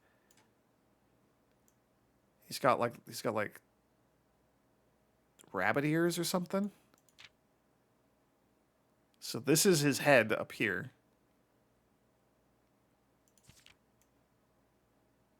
Huh. I gotta keep my eyes peeled for that thing. Stone effigy? I wonder if it's in the house. I wonder if it's in the basement. I wonder if it's going to be behind the door in Blackbridge Grotto when we get all the microchips. There's nothing to say. Did I... I did screenshot that last one. Miller awoke the next day to a thunderous shaking and rattling of the earth, a far cry from the playful nudging of the previous day. She strained to adjust her eyes, but the choking sting of stirred-up dust caused her to flinch. Panic was also in the air. The sounds of scurried footsteps and clattering feet filled the space around her, but even in alarm, the silence was louder. What was it that sounded so strange? Miller closed her eyes tight and used her feet to guide her along the passage. The whispers around her were getting louder, and intense voices could be heard ahead. Louder speech than she had ever heard spoken in the canyon. A growing dread grew as Miller approached the mouth of the cave, her eyes now open wide despite the dust. Shouldn't it be day? Miller felt a hand in the darkness pulling at her. It was Ravia. The two embraced, and Miller did not need to see her to understand. Ravia placed two bent fingers against Miller's cheek, and with that touch against her face, Miller felt the same sinking feeling from the previous day. Two bent fingers confirmed what Miller had suspected. The girls had forgotten to relay one critical piece of information to the others. An hour or so later, the screams began. Blood-curdling cries of hopeless desperation.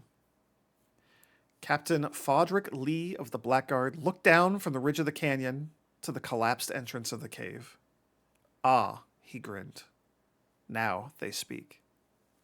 Dude just buried a cave full of kids.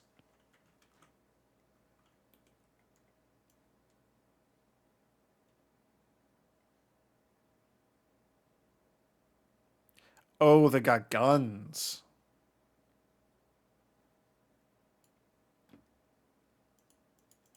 That's it. That's the end? Holy cow.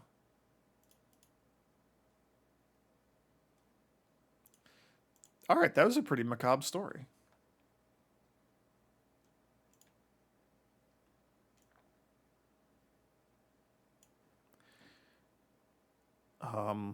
No reference to C. Prov, whoever that was. Obviously, Yu Hound came from here. Or Hound Yu. Captain Fodrick Lee of the Blackguard. I'm wondering something real quick.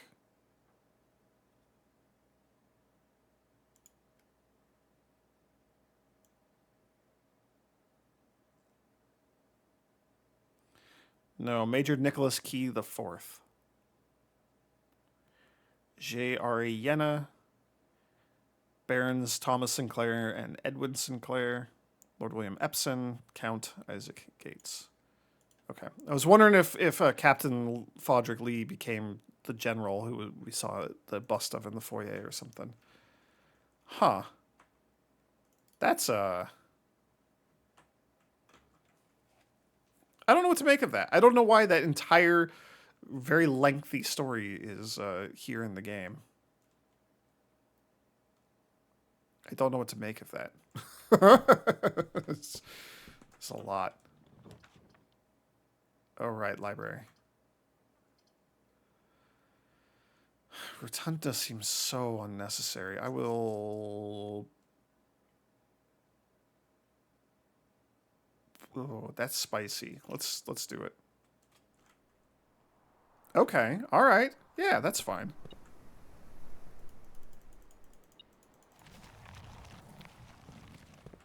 What is beeping? You. May as well just dig everything up. Turnip, that's delicious. Another turnip, that is another delicious. Old tin can. Oh. These frickin' letters. I'm glad I thought to check it again while we're here. Okay, so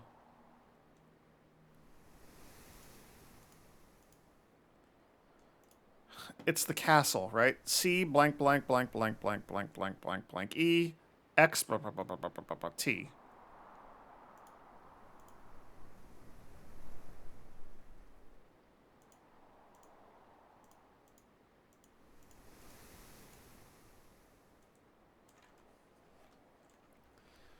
So an X to the right of... So that just goes against the...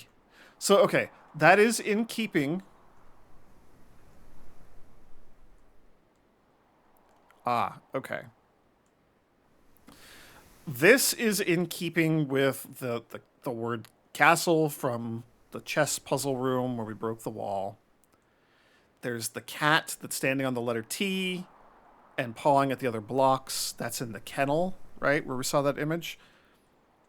So the T is in the correct spot. It's next to the E from castle. There's an X all the way up there. That's interesting. I had placed the I blank I O O from the server room next to the T. But if we shift that over one to the right, then the I blank O O blank does align with the ID that we have in the top right corner from the passport. Which makes me think even more that that is correct. But then we have CXI across the top.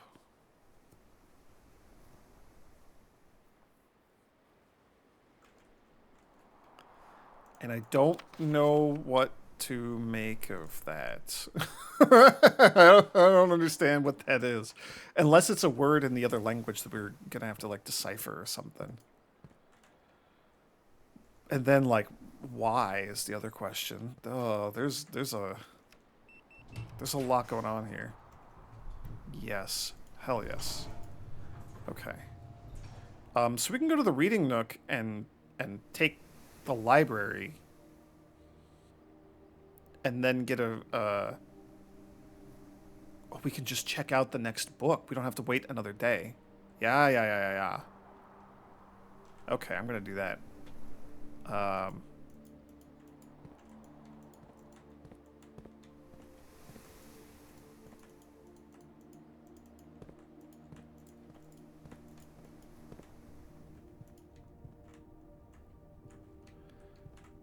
And we got to read the note up there. I'm like remembering stuff.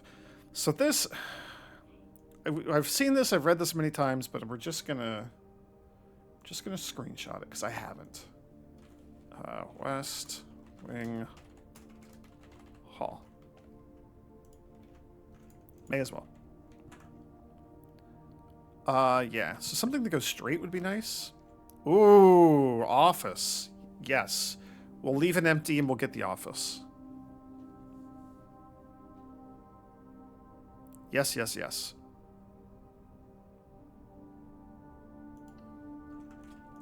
Because you're going to give me the other... do we have the sledgehammer? We do.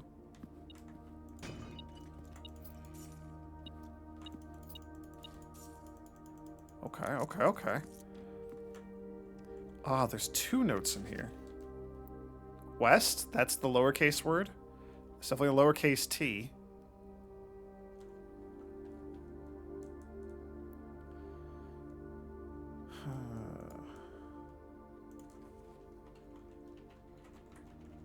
Okay. Well, we can go to the Nook and see what it is.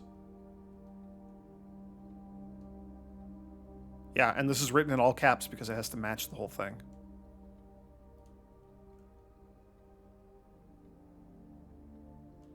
March of the count, right, because of the whole thing. Do we need another gem? I really don't need another gem. We could run like payroll, we could run like staff incentive. And I mean, I have 85 steps. If I need the money, if we'd like draft a store or something and I want to buy a bunch of stuff, then we'll deal with it then. So we're hoping for West Wing Hall, something that just goes up, right? Because I'm probably going to get the library here. Okay, actually, hang on. The other option is we go to the Cloister of Mila or to the Reading Nook. Yeah. And we draft and we fish for the closed exhibit. Let's do that.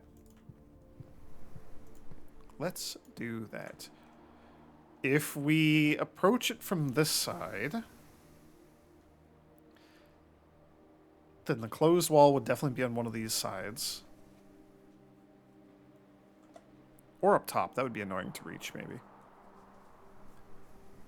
But we also will trigger our experiment one more time, so I'm all about that.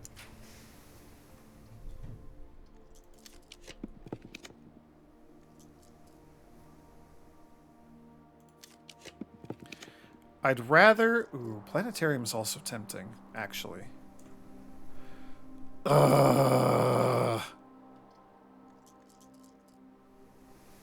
Do we compromise? Because I still am hoping to get the conservatory up there.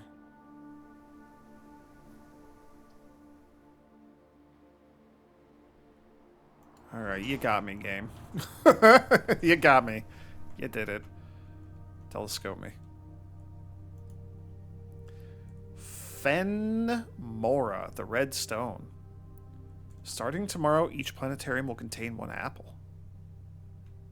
That's sweet. That can go well with certain experiments. Did I take a picture of the planetarium last time we were here? Yes.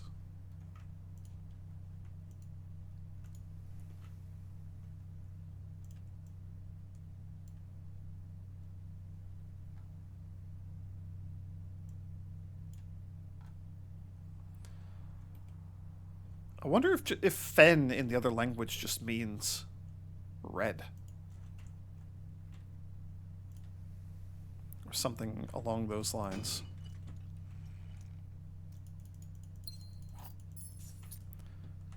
Okay. We're at 34.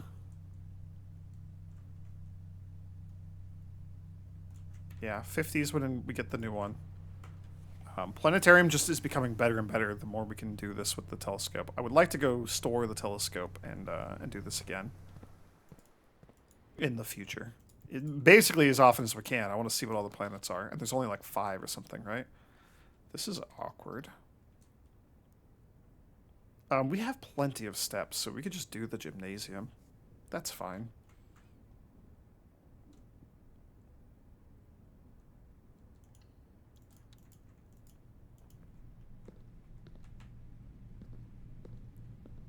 No things, but we do get another keycard door. That's exciting.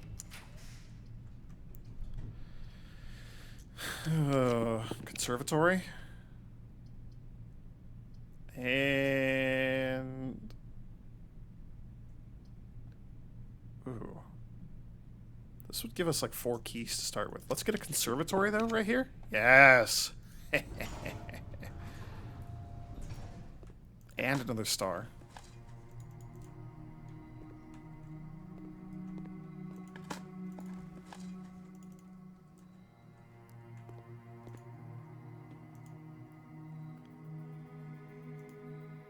Okay.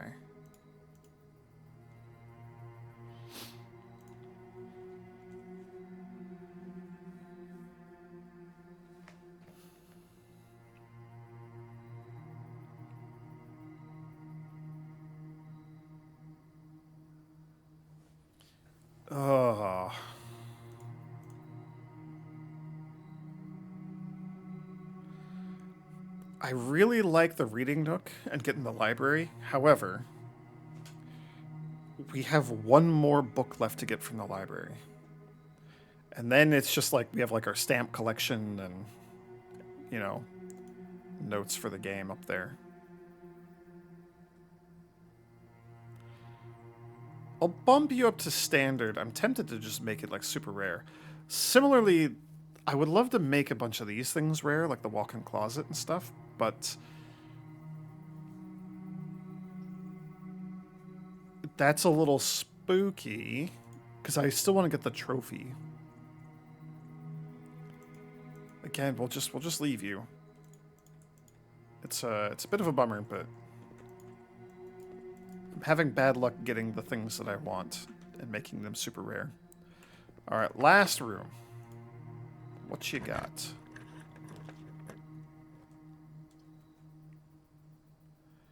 I mean, like, that's kind of funny, but I don't have any use for you. I don't have any use for you. Special key's not going to do anything. Don't really have any use for you.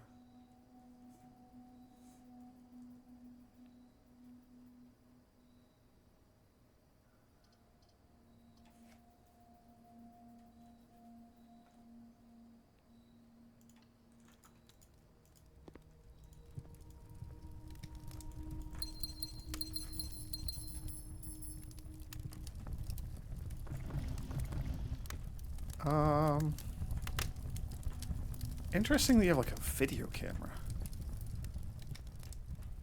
So we've gotten 4 trophies. 10 more parlor games. 16 more dartboard puzzles. The Dovecote in the casino. Oh, and then we're missing one more still. Yeah, the last found thing. Okay. You're going to be a pain to get. So that's 3 that we're very close to. So we would still need one more. Classroom final exam, I want to get that. Buying out the entire showroom, that's going to be a pain. And then I think all of the Room 46 things are like, you have to do it in a new game. Reaching it in under an hour. I wonder if that's under an hour in the game. So I wonder if that's like... it just like immediately start from the foundation.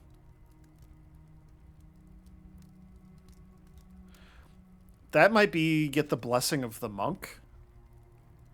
End the day in the greenhouse or something. Or no, it would have to be. It would have to. It gets a little spooky. It would have to be like the weight room, which I don't like. The secret garden, which I don't know if that could even be on the outside.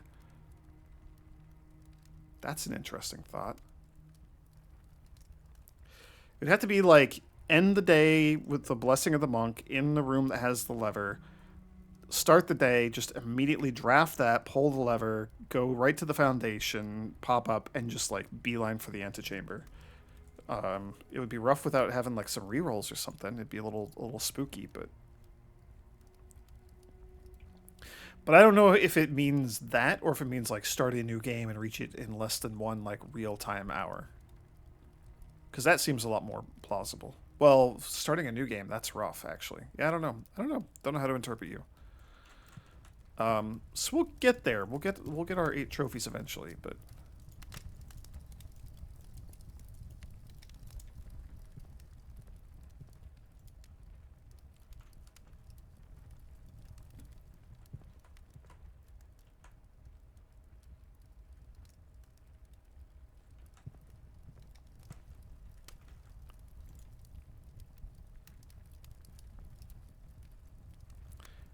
I honestly am like not even remembering why I wanted to get 8 trophies.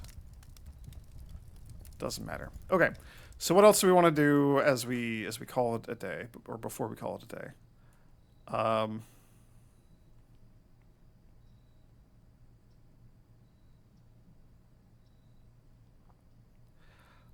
We have to go back through the library on our way out. We don't have to. We go into the dining room. I want to do the library. Let's go. Let's just do that.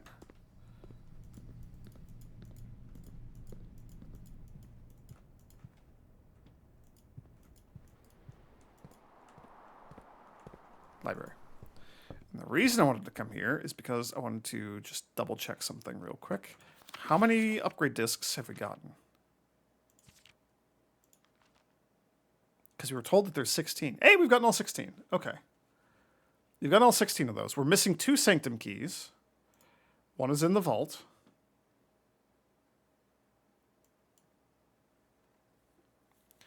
And the other one sure is somewhere. So number 6 was in a station left by one of your own. So that's the safe room. Ah, held by a king on his throne. And I don't know what that means. So there's some sort of king and a throne puzzle solution somewhere. Oh, we gotta go up to the Nook. We gotta read that thing. Don't forget to do that, dummy. That was like one of our main goals for the day, and we actually just kind of like stumbled exactly perfectly into accomplishing it. So just, I can't believe my luck sometimes. Give me the key that we're not going to use. You. Beside. Do you say anything interesting? Billiard puzzle notes. Addition, subtraction, multiplication, division. Order of operation. That's insane. Sinclair has many more secrets that he will take to his grave. Antechamber appears to be sealed by all 4 sides. Must be a way to open.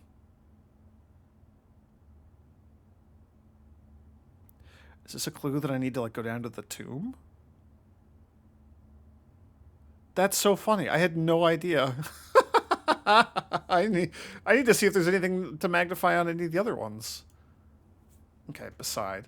So buried beside West Bridge. Okay. Well, that gives me my next immediate goal for the day. So let's do this. Should probably just take the foundation out, right?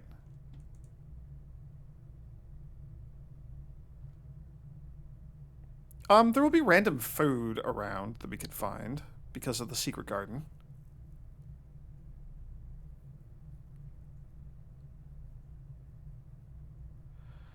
We could get into the antechamber if we want to.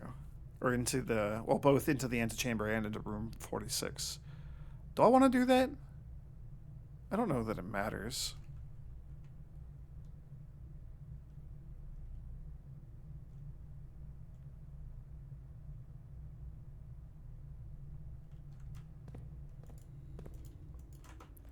Okay, other things to do. So we need to get back to the coat check. I'd like to end in the break room. Coat check for probably just the telescope again. I just want to accelerate the days, but also it's nice to, you know, if we get something good in the observatory, we could get it twice.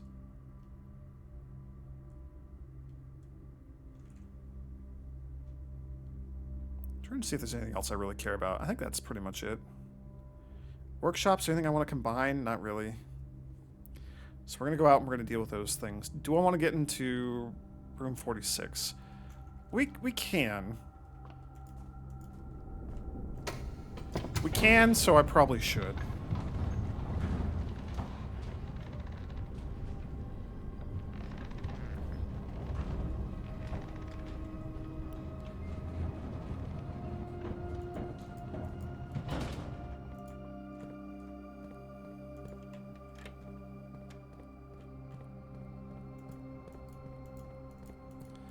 Could also pop into the safe room again, right? Yeah.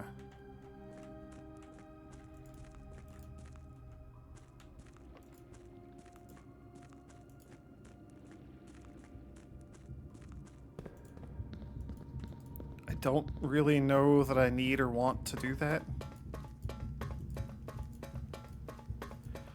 I kind of...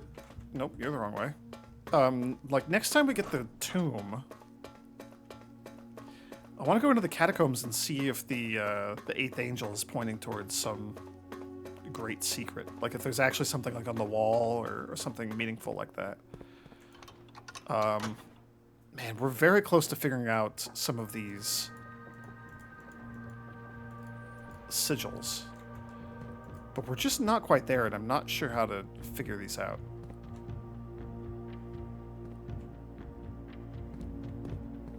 I don't know.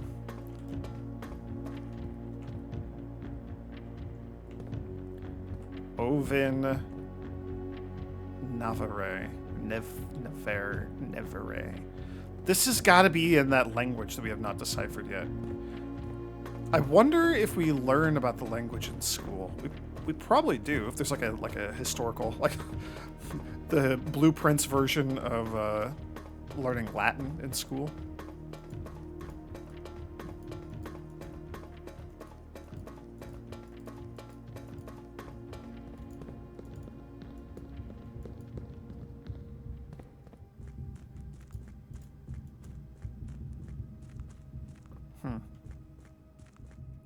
Now that I have said that out loud, that seems pretty likely. I don't know what else we're going to learn in school. There's still, what, like 3 or 4 more grades that we haven't even gotten? Let's just go to 46. We're here, let's go to 46. Then we'll pop out, we'll go to the West Bridge, we'll dig, hopefully. If it's like you have to dig on the other side of the bridge, which means you need the garage, I'll be a little sad. But at least we know. We have the knowledge now.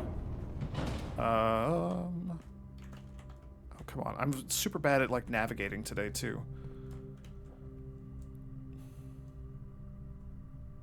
And I went the wrong way. That's alright. Again, we did find the secret garden, so if we backtrack through the house, we can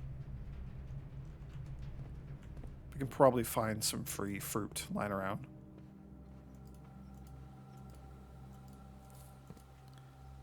I don't know what else to do in this room. There's obviously one more puzzle there with you, but I don't know what it is.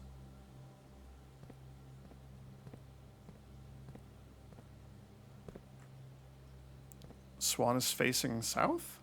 North is the star, though. Or the rogue moon. That's the kicker. Swan is always facing south. It's the north rogue moon. So unless there's like some other way to like rotate the entire thing, or if there's like another secret lever or rotator. Nope, this way. Man, I don't know. I don't know. I can't wait until we can, like, get the pump room and turn the aquarium back on. You're still just the same old basement key. To continue up, you must go down.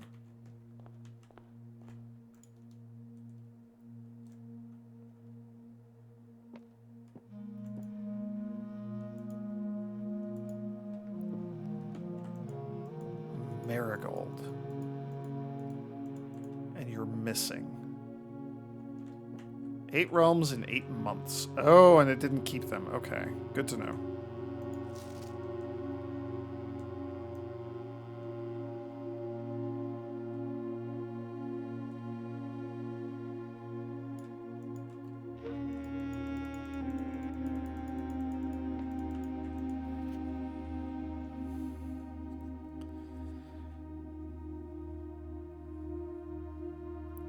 The former ruby crown of Orinda Ares, recently set with freshly cut sapphires.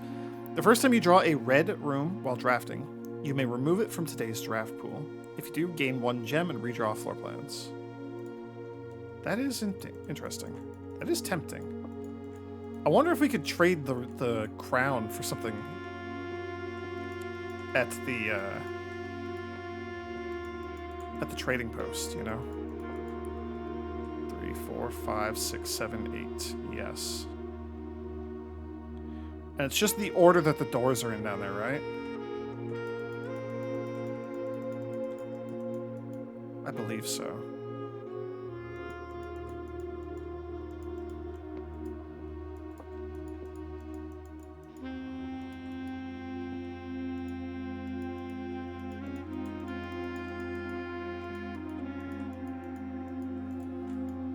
I mean, like, that's me.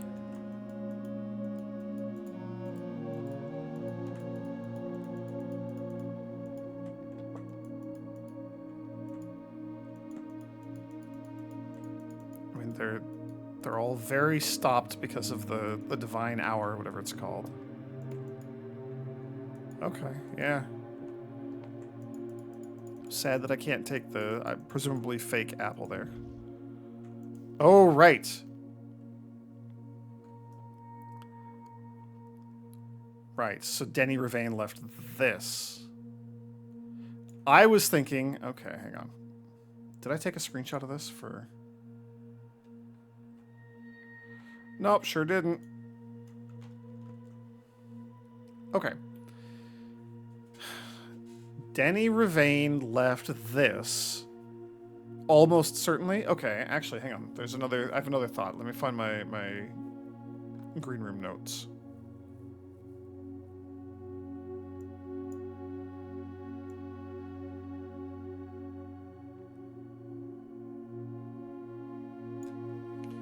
Nope, because it's not in the green room notes, it's in the book notes for the original Gardener's Log.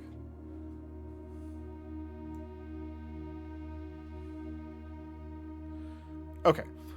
I was wondering, because there's stuff that was written in red after the fact. So I was wondering if the stuff written in red after the fact was somebody else trying to frame him.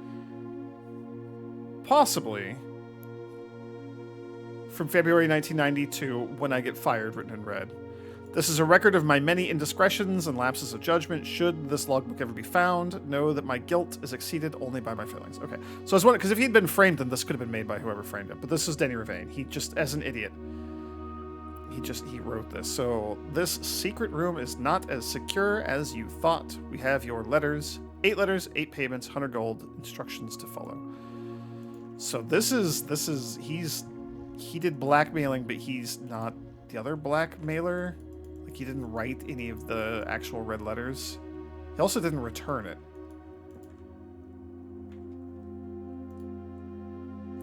Or he didn't, can I like close you?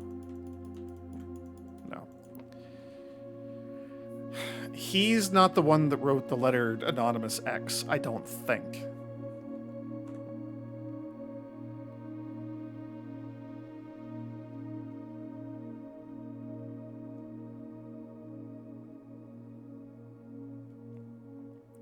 I don't know how else we're supposed to figure out, like, the sigils. I don't know. I don't know. Um. Sure, we'll do this.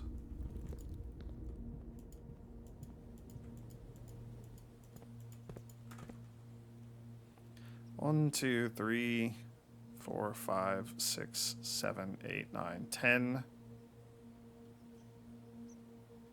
It's a little spooky. It'll be less spooky if we find any spread fruit. I didn't get like the conference room or anything today, did I? No.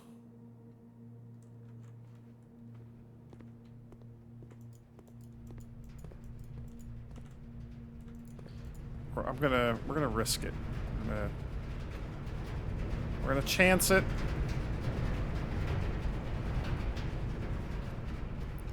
I don't even know like if fruit can show up in the boiler room here.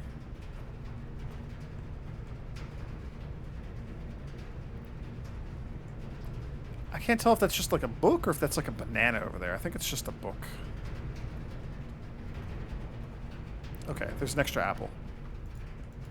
Hell yeah.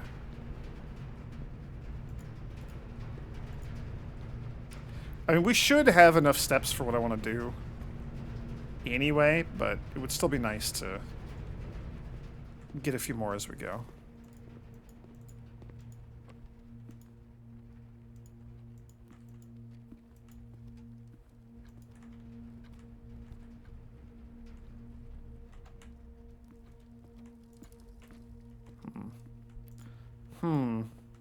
Ooh, banana.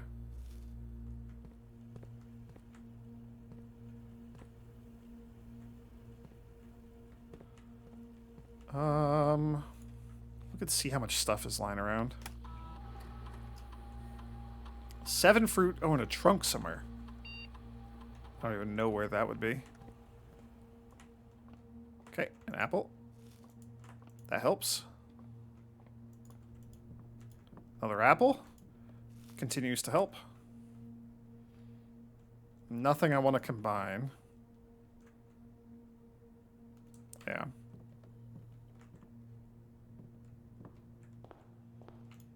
Banana.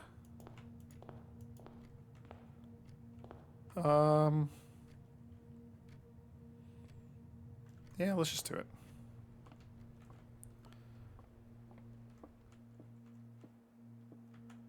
No free fruit. Ooh, but there's an apple.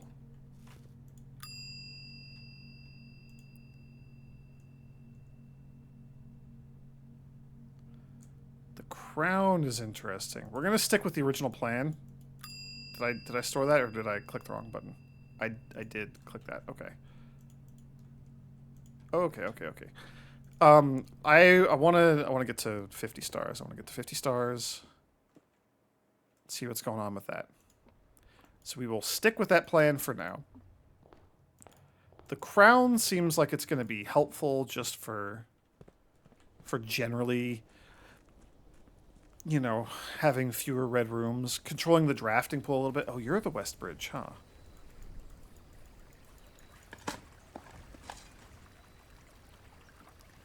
A small data microchip buried in an old jar. Looks like it could be plugged in somewhere.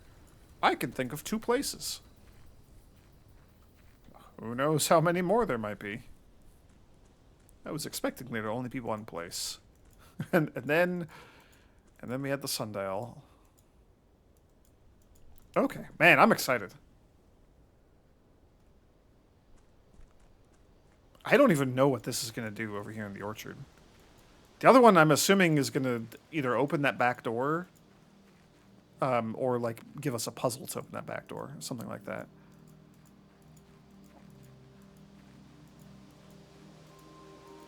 And it's like way the hell out here in the corner too, which is kind of weird. Okay. All right. Ooh.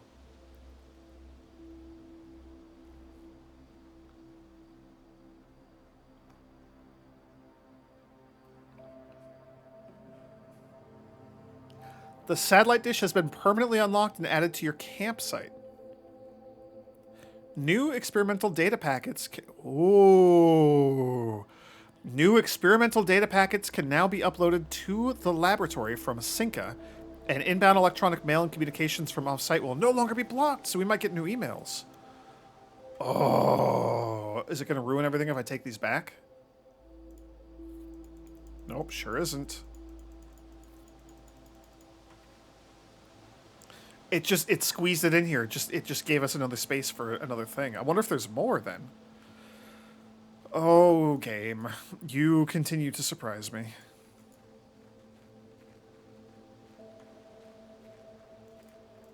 Y'all, I adore this game. This is such a good game.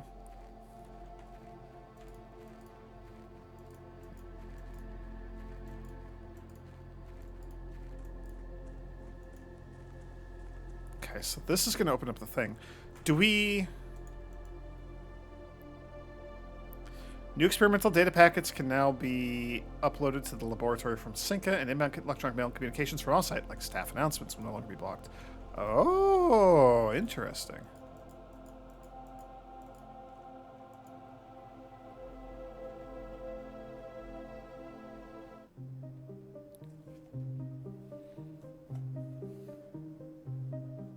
Castle. Court. Clock. Castle. And like a bunch of binary.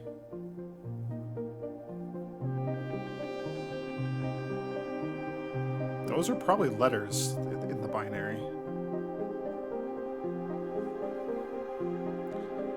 I think 010 is like the right character space.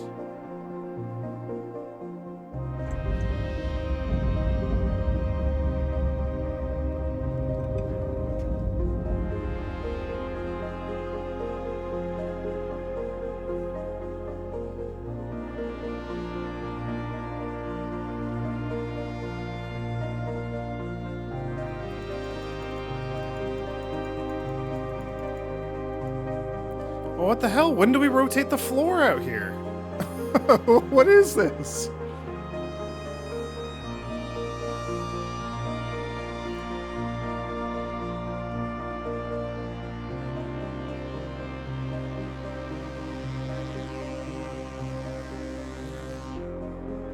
I mean, this is super badass. That's what it is.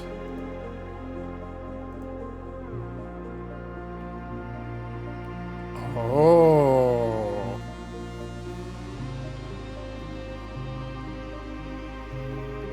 That's our last floor plan. A black print for the throne room. Reclaim the crown.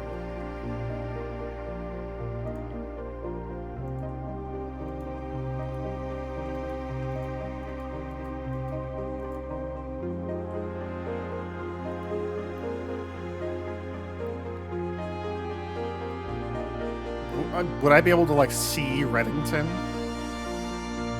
if I had the telescope?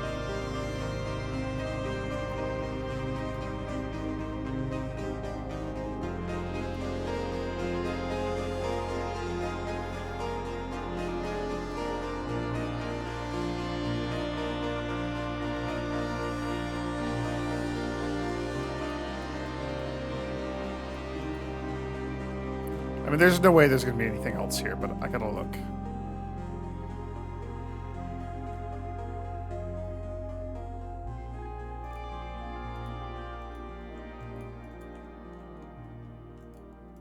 And it's quiet again. Can they just see that? I need to, like, revisit the Sightseer's Guide to Reddington and see if there's a comment about ruins. I think there is. There's, like, well, there's Featherfall Keep, but that's not here.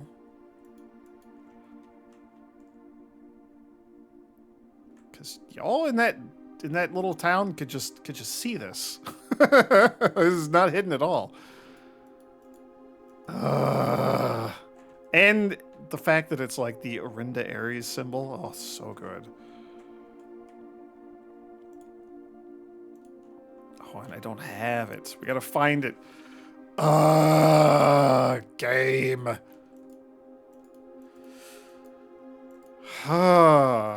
Okay, okay, okay, okay. But how? But like, we got to rotate this, right? Because like, this is out of alignment, right? Because these you don't line up.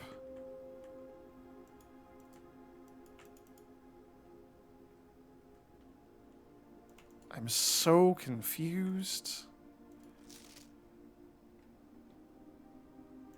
I don't know if that's anything. Uh, uh,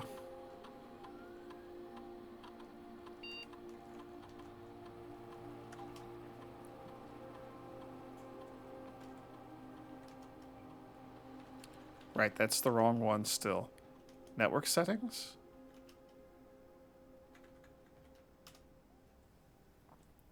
Satellite link operational, inbound and outbound permissions, and offsite communications with Synca are fully functional. So there's still maybe an admin here who would have access to the archives. We're like 2.5 hours into this stupid video. I am not gonna go through. We also don't even know if we have all of the passports. That's the only other thing I could think of. But that would maybe give us like one other name. So then, like, who is the other name?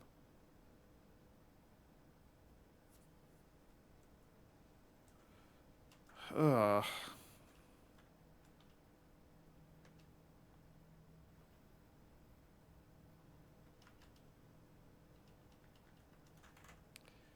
You know what I just realized? We have the shelter. I wonder if these are active now.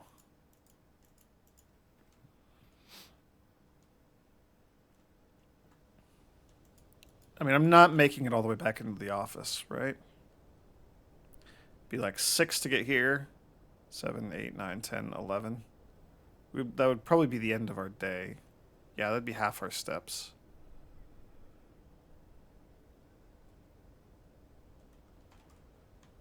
Um, we are by far closest to the shelter, so I'm gonna pop into the shelter and see if we can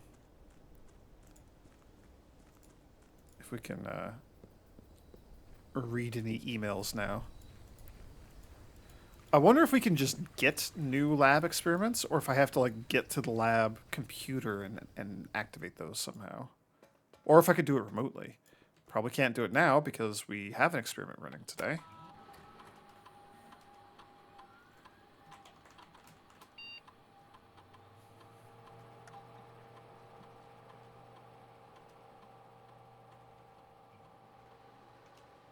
Hang on. Data transfers. Synca data packet transfer. Satellite status online. Press enter to view available data packets. Yes. One data packet is currently available. Data packet source Synca Labs. Packet 001. Advanced experiments. A collection of lab experiments designed for experienced technicians. So it's probably going to be much harder things to accomplish and probably reward us with like things that actually matter. So there's okay. There's one thing in particular about the lab experiments that is kind of like on the back of my mind and has been bugging me. And then I have convinced my good friend Young Guru 42 to start playing this game, and he has, and he is obsessed with the game as I am. And he was like, "Oh, did you do the experiment to like get extra letters added to the mailroom?" And I'm like, "No, I remember seeing that early on, but we never got it, and I don't think I've seen that again as an option. So I want to know what the hell those letters say." Ah, so there's that. Um, and then I'm worried this is gonna be like harder things, but for some sort of like story progress or something, right? So get a new book at the library every time you do a thing or something. I don't know. I don't know. I don't know what to think, but it's for experienced technicians, and I guess that's me now. Let's do it. Downloading that packet. Good old 1990s technology. 8 new experimental triggers, 8 new experimental effects. Press enter to view more details. Ooh, each time you draft an upgraded floor plan, each time you access a different terminal today, interesting. The first time you enter each room on rank 9. So that's the antechamber and the rooms adjacent to it, or like, in that row, in that rank. Each time you draft, for each room you draft the next 40 seconds. Yikes! For each room with a fireplace you draft. Interesting. It means fireplaces are actually meaningful. Each time you view your map, lose 10 steps, and then I wonder if that counts hitting tab when you're at the drafting screen. Oh gosh. Each time you pull a different antechamber lever. That's interesting. We still have a sixth one that we need to find, apparently. And I wonder if there's a redundant one for the north. We also don't know that. Oh geez. Each time you draft a tomorrow room. Lower the reservoir by 1. Does that permanently remove water from the system? What?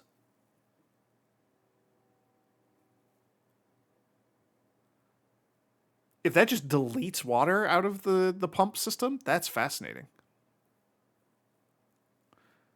Stock your pantry with fruit. Unseal one of the antechamber doors. That's crazy.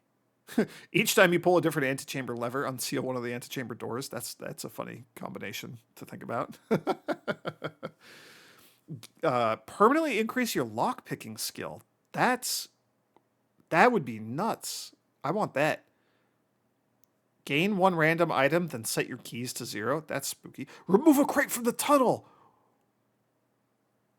I kind of forgot that we like the tunnel. That's a thing that we can genuinely figure out. Gain 1 key for each 40 steps you have. Lose half your steps, then gain 4 ivory die.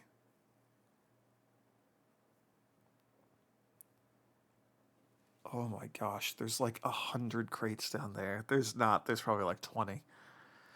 I wonder if it only removes them in like a direct line to create a path, or if it's going to remove like the stray couple that are up front that aren't actually blocking anything. They're just up there, or if it's random. Oh my gosh, we're going to have to trigger so many freaking experiments to get that. And we're going to have to get these in the first place. Whew, okay, staff services. Cannot punch in or out. Staff announcements.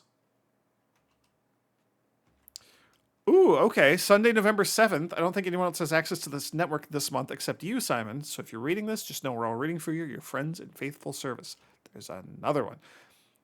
Maybe there were more of these? I don't know.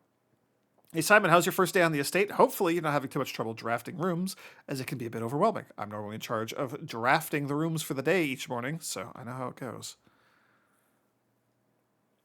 Just to let everyone know, the estate has been cut off from outside communications, Sinclair's instructions, so I don't think Simon's going to be seeing anything posted here for the time being from Moore. Now you tell me, and I'm guessing that means the electronic mail accounts are disabled as well.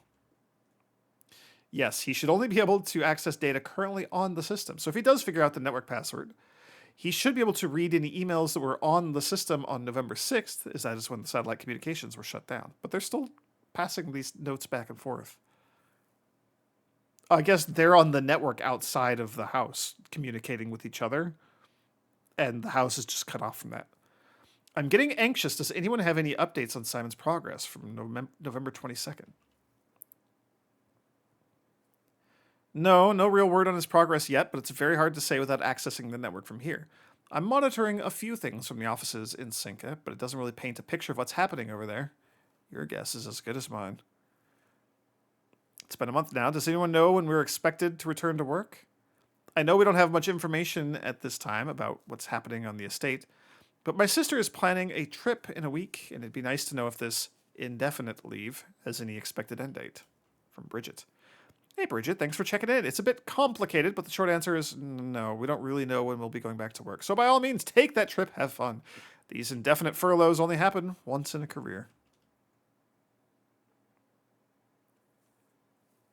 Yes, and I'd like to add that even if Simon has found room 46, he will very likely want some additional time alone on the estate to adjust before he summons us back to resume work. If I were placing bets, I would say it's going to be at least another month, maybe longer. Yeah. Shut up. Could we... Oh, we can't request that they come back to work. Dang it. Do I have a special order? Is there anything I care about?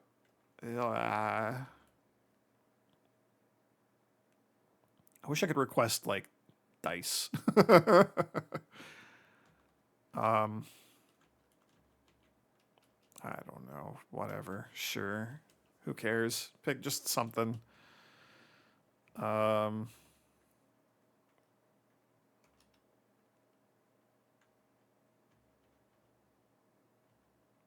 okay.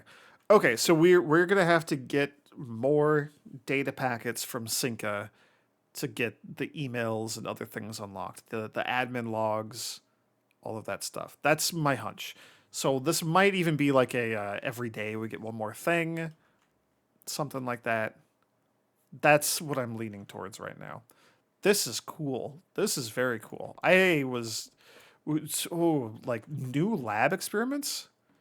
I would be happy just like getting more allowance and getting letters to show up in the mailroom. Maybe we have to draft the mailroom first before I start that experiment, or before I can get that experiment. I didn't even think of that until now. That would make a lot of sense. This is wild, y'all. I opened my map so many times. We would be out of steps completely if I lost 10 steps every time I opened the map. We should get housekeeping back, because somebody should, like, sweep that up or something. And it's apparently not going to be me. I'm just going to leave it for several days. Break room, break room, break room.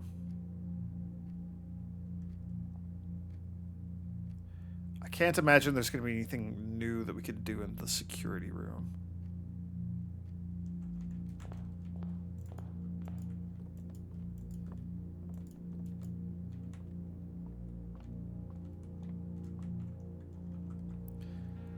Holy cow. Okay, so we have...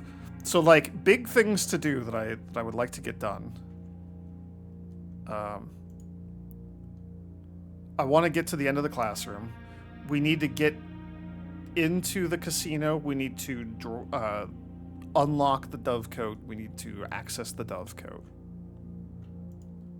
We need to get to the back of the closed exhibit. Is that another crown? Can we have a red crown and a blue crown? Do I need both to get onto the throne? Do I need a crown from each of the like different realms or something? That hurts my head to even think about it. We got to figure out the sigils for the sanctum downstairs. We need the last two inner sanctum keys, right? One in the throne room, a king sitting upon his throne. I wonder if I need the frickin' red crown from the closed exhibit or the blueprint crown to take to the throne room to get the sanctum key. I don't know. That's wild. I still want to just get the lost and found again and see what rare items are in there. I would just like to get it a second time. That would be kind of cool. Whoops.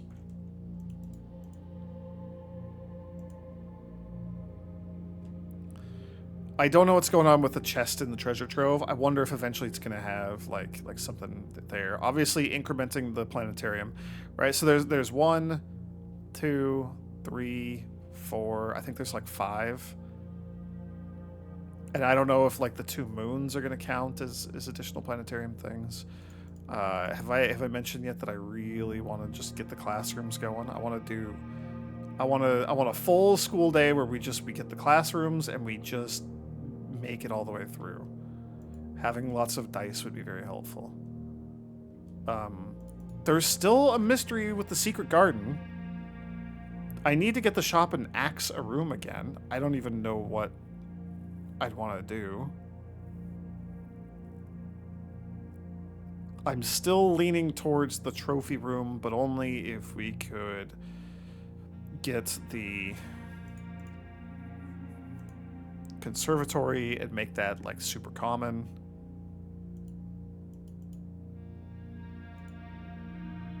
We did finally get the attic. That's nice.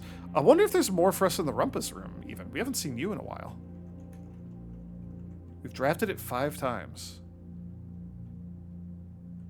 I wonder if there's more rumpusing to be had, or if the Great Alzara is done with us at 5. I feel like it should go to 8, but I don't know. There's still a safe that's missing somewhere. Hopefully it's in the throne room. Or the casino. That's an interesting thought. I don't know, man. There's a lot. There's a lot. There's a lot to do. There's a lot to do. There's a lot going on in this game still. I feel like we're getting near the end, but also like there's just so much that just keeps happening. Oh, and that was almost a full house again, too, which is wild. That was cool. That was a good day. We got a lot done. Whew, I'm gonna go like take a nap or something. I'm worn out from that. Thanks for watching, everyone. There was a lot of reading in there too. The Curse of Blackbridge. I don't even know what to think of any of that. Oh, all right. See you tomorrow. May the grace of the Twilight Dragon be with you.